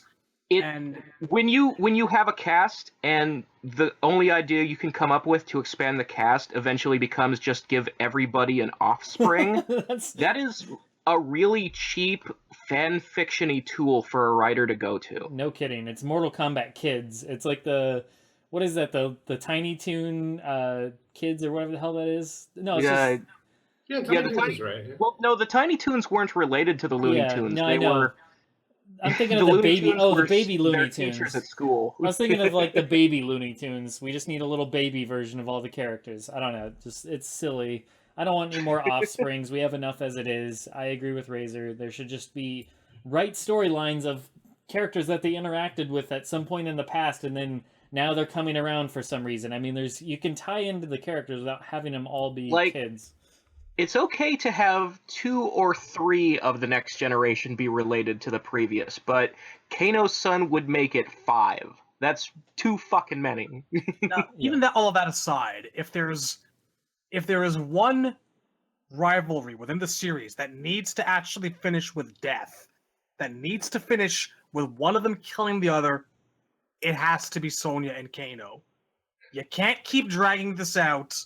One of them's got to off the other. Maybe they kill. How both. about they kill each other and they both just fly off a cliff together? Here's the thing. They're both maximum damage. MKX. Oh shit! Sorry. By MKX, Sonya's in her 50s and Kano is in his 60s. Just leave him in jail. Don't have him be an 11. Just say he spends the rest of his life in prison, and I'll believe it. I would still rather one of them finish the other one off, but I would take that rather than like having Kano the next generation do it, because we already got Kano the next generation, and it's Jarek, and no one was happy. No one. I'm going to say something controversial here. I do not want Kano in the next one, perhaps not even the one after that. But if they bring him back, do something drastic. I would say make him good. Like, make him like a good guy. Like, do something crazy. Because the character has not worked for a very long time, in my opinion. The character's been stale since like the 90s. He's been doing what he's always been doing, which is the same thing that Baraka's been doing, which is just being himself. And at the very least, Deadly Alliance gave him some background for what happened during MK3, and we got to see him still being good at what he did, but I'd say he's been stagnant since roughly Deadly Alliance. Deadly Alliance was the last time he was cool, and it was because he had worked his way up to the rank of general, and you can't really do it again because it's already been done. He peaked. He peaked in 2002. He became Australian in commemoration of a deceased actor, and now we just are kind of stuck with him. That's the only interesting thing about him is that he's Australian. If you take that out, there's like no... Okay, here's my thing. Baraka took 10 years to achieve the rank of just okay. Kano still hasn't gotten there yet. He's still not there. From gameplay perspective, he's all right. I would really put Kano several leagues ahead of Baraka, to be quite honest with you. Oh, I like Kano much more than Baraka, but I don't really like Kano that much. I like What's his Kano and motivation? Baraka. Let's define the We don't need character. them anymore. I just think Ka- those are Kano's- characters that they've overstayed their welcome. I mean, Kano's motivation was money, and then it was just do whatever it takes to survive. That's dumb and boring. They need like if you It is- make him it good, is. at least he has That's something why- to fight for. You know. You can only do it. You can only do that character 2 or 3 times, and they've done him. How many games is he in? Fucking. It's like almost all of them. All right, well, let's move on. We don't need to count. God damn it. All right, so we're gonna move on to the next question. Battlesticks asks, fuck, marry, kill Sonya, Melina, Sindel, and then after that we'll do his other part of his question. So just starting, fuck, marry, kill with Sonya, Melina, Sindel. I'd like to go first once Go again. for it. Okay. Kill Sonya. Fuck Melina. Marry Sindel. You're taking a risk, sir, and I like it. All right, who else? Shad, what do you got? Fuck Sindel. Thank you. Repeatedly. For 10,000 years. And marry Sonya, kill Melina. I think that's the only option. The only logical Even if option. even if I didn't have kind of a Sindel MILF thing going on. See, that's creepy to me. That's creepy. I don't like Sindel. To me, that's the only logical result She's from MK's this. answer to Suzy Sue. How else am I supposed to feel? So it's gonna Well, look, be... this is going to tell you something about my taste in women. Kill Sindel, fuck Okay. Sonya, marry Melina. Okay, all right, we're moving. So I'm gonna It's go. like you don't want to keep your genitals. You're gonna be Johnny in that comic. She's growing lips. Give it another 20 years. Maybe it'll be a regular mouth. All right, To be fair, she's had What sex are with a you lot of gonna men, do and they all with turned out those okay. So I'm just saying. What are you gonna do with those lip balls? I don't want to know. Anyways, I agree with Shad on this one. Kill Melina, because yeah, I'm not taking that chance unless, well, I mean, there's doable ways, but you never know if the bottom half has teeth with it, so I'm not going to take that chance I'm regardless. going to assume it doesn't, because several people have been there and survived. Yeah, well, you never know. They might have put it in door number 2. I'll fuck Sindel and then marry Sonya. Anyways, moving on to the second half, we have Johnny, Shao Kahn, and Scorpion for fuck, marry, kill. Okay. Temp, you want to jump on this one too? Well, let me write down the characters. Who are the characters? Johnny Cage, Shao Kahn, and Scorpion. It's in the Well, question. kill Shao Kahn, obviously. Like, oh my Well, no, god! here's the I want thing, to be if able to you walk marry again. Shao Kahn, Fuck you get to be that. queen of Outworld. You want to be able to walk again, so you're assuming he's going to be the pitcher in that relationship. Well, he has to be. Let's be honest. Well, I disagree. Actually, my response to this is fuck Shao Kahn, marry Johnny, kill Scorpion, because I guarantee you, Shao Kahn's a power bottom. What the hell? Those buns have seen some action. He's probably Those buns into are taut. a lot of S&M going on there. A lot of S&M. This is some serious headcanon we're writing on the spot. You know what? I'm gonna go a little bit different than Shad here. I'm gonna kill Scorpion, fuck Johnny, and marry Shao Kahn. Because I feel like if you marry Shao Kahn, you're marrying into a lot of power, and you probably don't have to work another day in your life. You're See, also that- creating like a sitcom right there. I mean, I Okay, can so- recite lines. If I marry Shao Kahn, I can recite lines, and you too shall die. I can do that That's just what fine. He wants to be Annihilation Sindel. So, Just get home. How was work, honey? I'm making a cake, and he's like using the hammer as like a little mixing tool. Apron. I mean- it's not happened yet. I like the logic of marry Shao Kahn and you get to be queen of Outworld, but, Yes. I'll gladly be queen of Outworld. Dress in the but finest I am a small person and I would not survive. So, kill Shao Kahn, fuck Johnny, that seems like a lot of fun, and marry Scorpion, because if anything bad happens to me, he will not rest until he has his revenge. I think I could. I change like that Scorpion. commitment. I could domesticate Scorpion.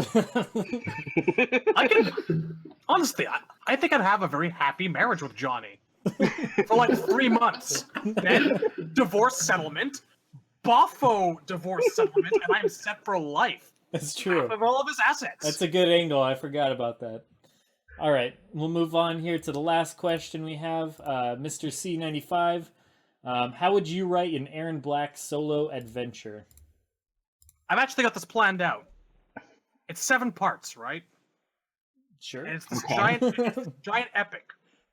Are you Part one about is- to describe Harry part one- Potter? That's 7 parts. Ha! You wish. No. Part 1 is called The Gunslinger. You see, I he see where enters this a is desert, and he's chasing this man in black.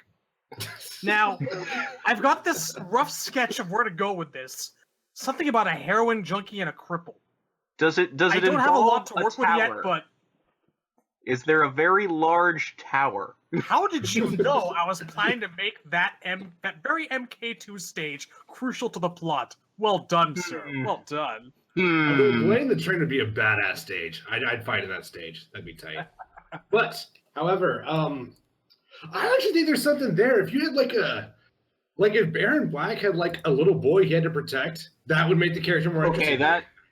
So here's. Do you remember the Malibu comic where Baraka has to protect a baby because it's like Outworld Jesus? That never stops being funny every time we bring it up. That's what I would do, except Aaron instead of Baraka. That sounds great. I like it. That I actually dig makes it. sense. Yeah, that's a good way to do Yeah, it. All right, yeah. so anybody that's listening right now, to finish out the show here, we're gonna bring some of you on if you want to. If not, then we'll close out the show here. Go ahead and put in the message to come on in that little text channel. Message to come on. Go ahead and put the eggplant symbol if you want to come on the show. We'll bring you on and talk a little bit. So go to the message to come on the show channel if you're interested in coming on. We'll wait just a minute here and chat amongst ourselves. But if that's something you're interested in, we'll unmute you in our little chat here, and you can ask whatever question you want live or discuss something with us. And then we'll cycle you out for somebody else. If nobody's interested, we'll just go ahead and move on here. Give that a minute here. Let me check the... Oh, we've got someone. It's the message to... It was the message to come on the show, not the questions for the show. So I'm sorry, Battlesticks, you have been eliminated. I'm just kidding. All right, we'll bring on Battlesticks here. So give me one moment. I just gotta change your role real quick, and then we'll bring you on. So stay tuned, and then we're gonna move you to the general chat, and then bring you back in the live recording, and you can talk away. Is the eggplant referencing what I think the eggplant is referencing? Do you think the eggplant is referencing Kid Icarus? No. That's... No, I do Hey. not. Ice climbers. Hey, too. Battlesticks. Thanos dick joke. Everyone, shut the hell up! We have a guest on. Show some damn respect. I was 6th in the world in Mario Golf. All right, I brought somebody on. You show them a little bit of respect. Battlesticks. Battlesticks. How are you doing, bud? I'm all right. What's going on, guys? You hear me all right? Yeah, we hear you just fine. It actually sounds you're perfect. Beautiful. What do you got for us? I'm not sure. I guess so. Last week I did a double Emmy of Justice League, followed by Thor, Okay. which I think was definitely in the right order. Thor turned out to be so much better. Sure. I can agree with that. I got to walk out mildly amused with Justice League. I am in some sort of fucking minority here because I walked out being pleasantly surprised by Justice League, and I came out of Thor going, it was pointless, but kind of fun, I guess. I'm with Shadowloo here. I'm actually on the exact same page as Shadowloo, honestly. Well, here's the thing. I didn't hate Justice League as much as the entire rest of the internet seems to. But it is just like a mess. And no doubt about that. Like I said, I came out going, I'm surprised that was as good as it was, and I actually had some fun. the thing is, Thor Ragnarok is, for me, the perfect kind of movie. I fucking love the 80s aesthetics and how it was like this adventure going from like planet to planet. There was... I like the aesthetics, but I don't know why the 80s aesthetics are there. That is a random choice. For They sure. just 80s seem to aesthetics are kind of be there, I think, because... Okay, so this is a weird thing, but when I think of Thor, the first thing I think of isn't Marvel Comics or Norse mythology. It's the movie Adventures in Babysitting. I'll tell you right now why the Which is 80 an 80s aesthetics film. was there. The 80 aesthetics are there for 2 reasons. Reason number 1, Guardians of the Galaxy. Reason number 2, That helps. Stranger Things. 80s is in, and that's why they went with it. That's all. Well, Simple as that. I also think the 80s fits Thor because when there's a lot of crossover between like Viking imagery and 80s rock and metal. Like Kung Fury? No. I just totally disagree with that statement utterly. I would toss in. I was surprisingly impressed with it, just because the first one I haven't watched in years. That's but probably I for the remember best. walking out of that and enjoying it. Thor 2, I couldn't get through, and then what I liked about it is they just seemed to have so much fun with it. And for Thor being one of the most ridiculous characters of the Avengers, such a goofy concept, goofy world, giant helmets, weird horns, weird aesthetics. For them to like fully embrace how bizarre it is and just kind of go into like a full blown comedy. And did that opening scene remind anyone else of The Emperor's New Groove? I don't even remember what the hell the opening scene was. That way. Sitting in the cage, reminiscing about the past. Oh yeah. Start there and work Yeah, your way you know back. what? Yeah. And it's like I just like the idea that they kind of went full blown through, just with the comedy. It's a ridiculous world. It's a weird idea. Might as well go full throttle. Well, That's for me. Like the 80s aesthetic isn't just about like the 80s. It's that was the last decade Big we hair, had where big people. clothes, big music. Well, it's more like the colors, because when the 90s hit, we started desaturating everything, because grunge came in and everything got dark. And muddy and rainy. It didn't happen as fast as you'd like to think. Yeah, it did. the 90s, I I remember think those of fucking neon. neon. The early 90s, the early 90s had a lot of pastel windbreakers and like spin doctors. I think of like Fresh Prince of Bel-Air in the 90s and or Saved by the Bell and that type of stuff.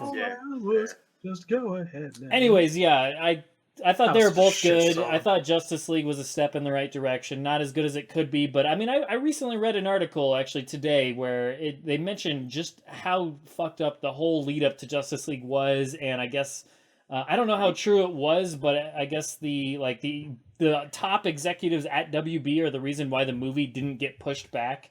Yeah, I heard about too. this. It was fire Snyder through BBS, right? Yeah, they wanted to get like their bonus or something. Yeah, I heard that too. That's the producers wanted to get their money, like their bonus or whatever, before the end of the year because they're probably leaving WB. Yeah. So I mean, if that's true, then that really sucks for DC in general because they're struggling as it is. That movie could have been pushed back and could have been made even better, I think. I mean, it explains why the shitty CGI on Superman's face and that kind of nonsense. Oh, but, now I'm the having. thing of it is. I'm having Vietnam flashbacks. It's okay. Let's just that fucking the smile and the mustache and the smile and the mustache. Yeah, and that was mass graves Superman and like to see though. They should have just let him have the facial hair. Yeah. They should have just let him have the facial hair. Flash is amazing. Then when woman have that headbutting battle. Yeah, that is the best scene in the movie. Yeah. Oh yes. Headbutts her in the ground was so. It was beastly, and then when he comes back on the good side and it's still waxing ass, like when he was looking at him running around the area, slow towards him, his eyes following him, the entire theater lost its shit. Yeah. It was a wonderfully done moment. And you hear like the slow motion from Flash. Well, anyways, I want to watch it again now. All right. Well, thanks for coming on, Battle Sticks. Thanks for tuning in. I'll switch it back out so you can keep listening. We're gonna bring on. It looks like Snake Eyes put the purple dick in the chat there, so we'll get that going on. So this is about Thanos' wang. No, not at all. No, he was doing the fucking eggplant thing like 2 weeks ago, 3 weeks ago, whenever the last episode was. But before we bring on the next guest, there is one thing I want to say about Justice League is even if it had been pushed back, the only thing they could really improve is the CGI, which is important, but you're not gonna... What's going to end up happening if you push the movie back is you're going to spend more money, the budget's going to get higher, but I don't think you're going to make more money because a lot of the reason Justice League failed wasn't the movie itself, it was bad reputation going in. Sure, I think that played its part. People are still punishing WB for how bad previous movies have been. And how they had no faith in this one because of all these stories of the director was replaced in the middle. Yeah. And all there was so much bad news about Justice League that people had resolved to not go to see it. And without obviously having yeah, seen it. I mean, the Rotten Tomatoes score and all that played its part as well. A lot of people rely on that these days.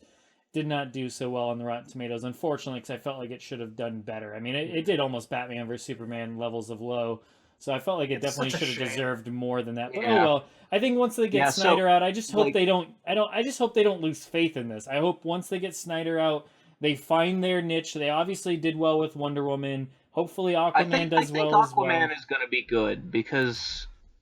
God, I want to believe that. On to brighter pastures and brighter futures. Let's just hope that they really start to get their groove with the actual Justice League movies. Anyways, let's bring on Snake Eyes here. Let me move him over real quick. What's up, bud? What do you got? So, first of all, Thor. I think Flash Gordon was a huge influence on that thing. See, I really like Flash Gordon. Those are the kind of movies I like. Yeah. I'm not saying it's a bad thing, but you can see where the whole '80s aesthetic kind of rolls from. It's from like the Flash Gordon movie. Second of all, let's talk about the Avengers Infinity War trailer. Oh my God, it's so good. It's pretty good. Did you guys notice how like Thanos is Homer Simpson now? Have you seen all these photoshops? No, I have seen the meme. It's that, or he's the dude from Pawn Stars. Yeah, I saw that. Man, linked that to me. It looks perfect. To me, here's the thing about Infinity War. Okay, I'm on the fence here because one, the trailer looks fantastic. But I've been the more outspoken. I'm getting kind of tired of the Marvel formula. They're all good movies. They're good to great to amazing. It's not like they're making bad movies. It's just I feel like they're all a little samey for me. Like they're all comedy and action when I want more drama. I want those serious stakes. I want to be driven to the ground and see them rise up and overcome. Like to me, I like that impactful tension throughout the movie. Problem I have with this like that. So was Winter Soldier. Here's the thing. I love Winter Soldier. That's one of my favorites. But my problem with this is their trailers always depict a more serious movie than it ends up being. And it's like, yeah, you have Iron Man look really like he's just been through hell. You could potentially have Spider-Man dying, Cap dying, and several other characters dying because I know they're looking to. After Infinity War and then the one that's to follow Infinity War that's supposed to, wrap it all up because they're supposed to be connected, I'm assuming several characters will die, and if that's the case, then hey, finally they're really pushing, making you feel something instead of making everything a joke. That I'll look forward to, but go ahead. Now it's earned, right? Now it has to get to that point because now you've brought Thanos out. It's like, well, you better... to. Yeah, it has to. If no one dies, then it's like, what the hell? I mean, if Thanos can't get the job done, to some regard, to make him a serious threat, then it just... Also, can I just say silly. That, Vision as a human looks so unnatural, even though I know it's just Paul Bettany with, an LED stuck to his forehead. So I'm really intrigued by that scene, because if you look really close at the wide shot before it goes in for close-up, there's a kid in the bed. Wanda and Vision have children. They've adopted. Oh, that's good. This is either a dream sequence or they're setting up for in the comics where Wanda goes crazy and wishes her kids into existence. And I was about to say, here's the plot twist. No, they don't. Not at all. Yeah. It looks really good though. Honestly, it looks amazing. I watched the trailer 3 or 4 times, got goosebumps, got really hyped to the. I think this is going to be the first superhero movie in a while that I feel really, really hyped to go see when it finally comes out because it's 10 years in the making. It's hard to overlook. It's been 10 years of well-made movies, well thought-out, planned movies, twined with each other. That, to me, I mean, my hat is off to them. As critical as I've been with the formulaic approach that they've been doing as of late, to me, I mean, they've done it really, really, really well. It's hard to be a DC movie fan at this stage. It feels earned. Because it's so good. It honestly feels earned. It really does. I really give them a lot of credit. It feels earned for us as fans for sticking with it for 10 years, and it feels earned for them for building it for 10 years and just sticking with that plan. I do hope the payoff's worth it, but I can't help but looking at all these all of these characters, and I'm afraid of the scenario where there's just so much going on, and there are so many people for us to focus on. Either no one's going to be happy with how much screen time their favorite character gets or doesn't get, or it's going to be this big unfocused mess. Like, I think this is going to be like kind of a Robert Downey Jr. movie with everyone else's supporting characters to some extent. I really hope that's not the case. No, God, no, please. I'm fine with other. I mean, not every character is going to get 20 minutes of screen time. I get that. I mean, don't expect a lot of exposition from Falcon. That's a comic book, though. To me, that is a comic book. You do have your stars of the show. You have your Iron Man, you have your Cap, and you have their supporting cast, and then you have the supporting of the supporting cast. I get that, and I'm perfectly okay if Hawkeye and Falcon and War Machine don't get as much time as your Cap and Iron Man and Hulk, etc., and Doctor Strange. I get that, and I'm perfectly fine with that because that is exactly how a comic book works. Not every some characters are just there in the background. I get that, and I'd rather they be in the background than not in it at all. My problem is I just need Thanos to be a real threat. They have built up this villain after so many movies, and my biggest complaint about the Marvel Cinematic Universe is so many times the villains just do not feel like legitimate threats. I feel like they are built up in the trailers to be very scary, like the Mandarin or Ultron, and then when it comes to the actual movie, it's just like, meh, they didn't really accomplish that much. So to me, I'm hoping Thanos, obviously you don't want to see your favorite characters die, but at the same time, you need some character deaths in this, especially. He needs a body count, yeah. Yeah, he needs at least here's the thing, though, is that, like, Ultron kills Quicksilver, and it still doesn't feel like it matters, so it's not death. Because he was only in that movie. This might be because Quicksilver doesn't really matter. Well, he was introduced my point, though, is that death doesn't matter. That's not the key to drama. It's all in how you frame it. Sure, I agree with you to an extent too. It's how they do it. If Scarlet Witch dies, and then the next second they make a knock knock joke, which they're notorious for doing these days, then it takes it away. They need to make it feel like it truly does matter that one of these characters died. If Vision dies or Hawkeye dies or whatever the case, that character needs to truly stand for something when they die. They need to die in a heroic fashion, but it also needs to be taken seriously. And seeing Tony Stark's facial expression, he looks like legitimately like he, that looks serious. It looks emotional, which is good. For me, I go back to like Civil War, and it's like Rhodey didn't die, but him getting crippled was a serious moment. Sure, I agree. So again, death is being used as a shorthand for drama, but that's not a one-to-one. That's fair. It's all in how they do it. I agree.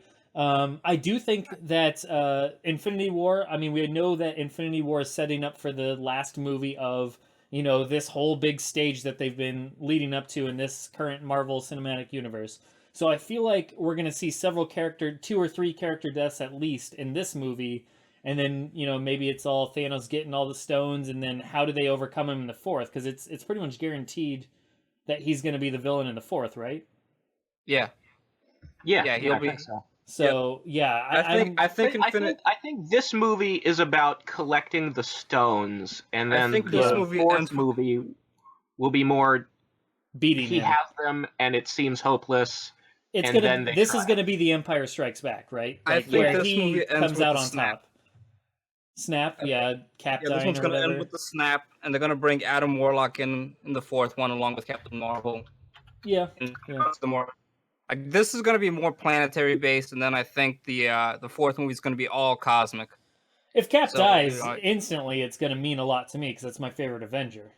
So if Cap dies in this, that's going to be huge. And to me, I'm expecting it because of the Civil War between them. You need one of the main figures dying. It has to be Iron Man or Cap. I don't feel confident that this movie will end in the snap because there are movies between 3 and 4. And while Captain Marvel is set in the past, Guardians 3 isn't. So it would feel weird to force James Gunn to make a whole movie set in the middle of a status quo change. Maybe. I don't know. Maybe. Because it looks good. Yeah, it looks good. I was gonna say that, like, in the trailer, we see Thanos with 2 of the stones. We see him with the Power Stone. We see him with the Space Stone. So Xandar, the Nova Corps, probably completely destroyed at that point. Probably. And all the Asgardians are dead with the exception of Loki, if Thanos doesn't kill him. I mean, you for, see for the Loki, Tesseract. or you see somebody, it looks like Loki, but you see somebody walking over all the Asgardians' body. I mean, coming out of Thor Ragnarok, it looked like clearly they set up that Loki took the Tesseract back when he was, at the end scene there. He took it back, and that's probably how Thanos found their ship, and he kills all the Asgardians. Loki gives him the test, it goes bad again, and then Thor's like, "Oh, you brother, I always let you get away with things." Nepotism. I think Thanos just breaks Loki's neck as soon as he gets the Tesseract. That would be ridiculously huge if they did that. Yeah, I don't think Loki makes it far into the movie. That would be huge.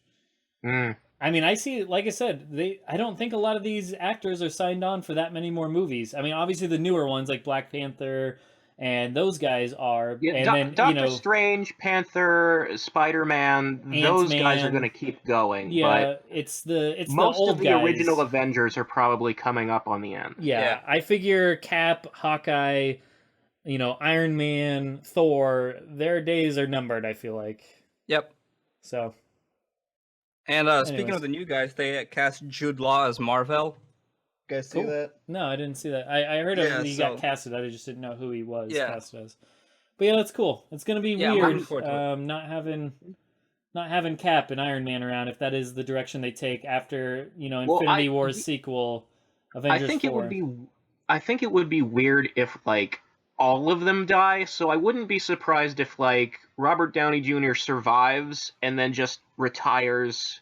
Yeah. Like Tony Stark makes cameos as a mentor figure in future movies or something. I could see something like that for sure. I doubt they'll all die for sure, like all the main ones, all the older ones, but I think Cap is as good as dead, and I think Hawkeye is as good as dead. I think those two are the... Do you think Cap is the last one standing, though? I hope so. As a big Cap fan, I hope he's the last man standing. He goes down fighting, but I just feel like this has all been building up to Cap dying and then Iron Man feeling extremely guilty. I mean, he had that vision in the last Avengers movie of all of them defeated and Cap's shield broken and all that. I feel like it's only leading to Cap being replaced by Bucky. So I don't think Cap's gonna die in 3, but I do think he'll die in 4. Yeah, I think he'll at least have one last chance to put on the classic outfit and pick up the shield before he goes. Maybe because right now he's in that nomad outfit. Yep. Yeah, it's gonna suck to see him go. I'm not Winter Soldier's great and all, but I mean, I'm a Steve Rogers guy, so it's gonna suck seeing him replaced going forward. I'm still saying dead Iron Man and Cap safe for another couple of movies.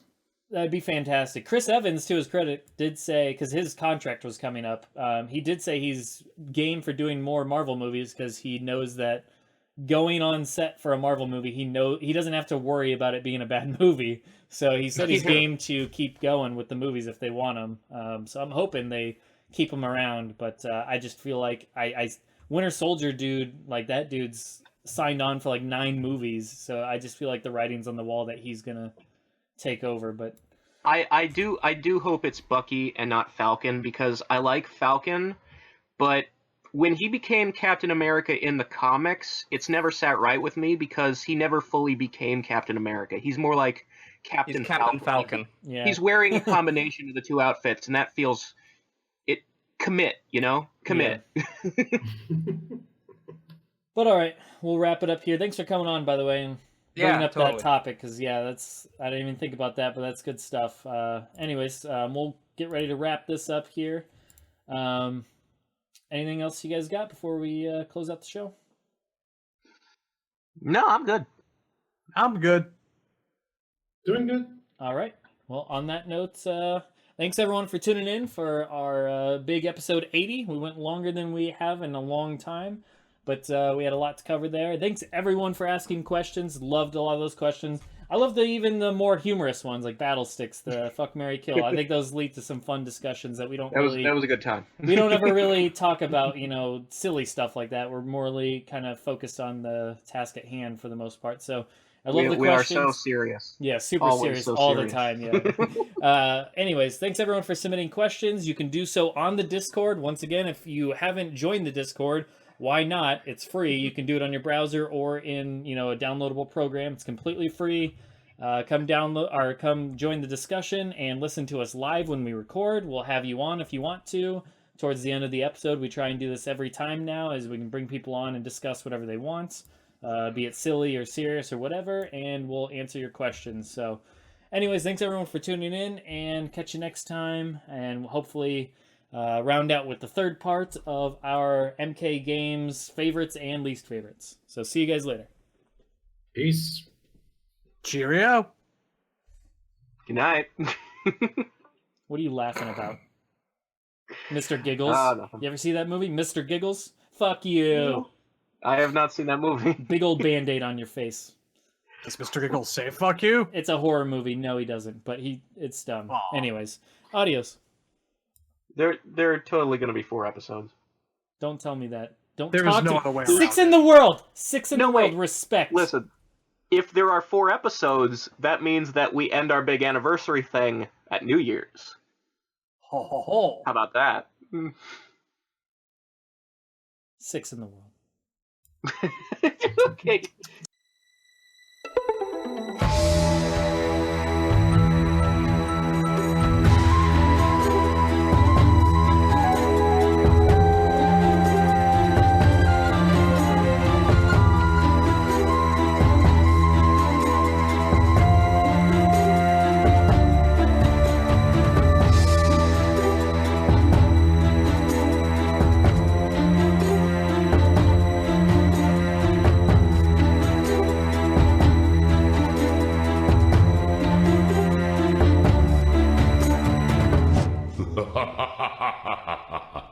That was pathetic.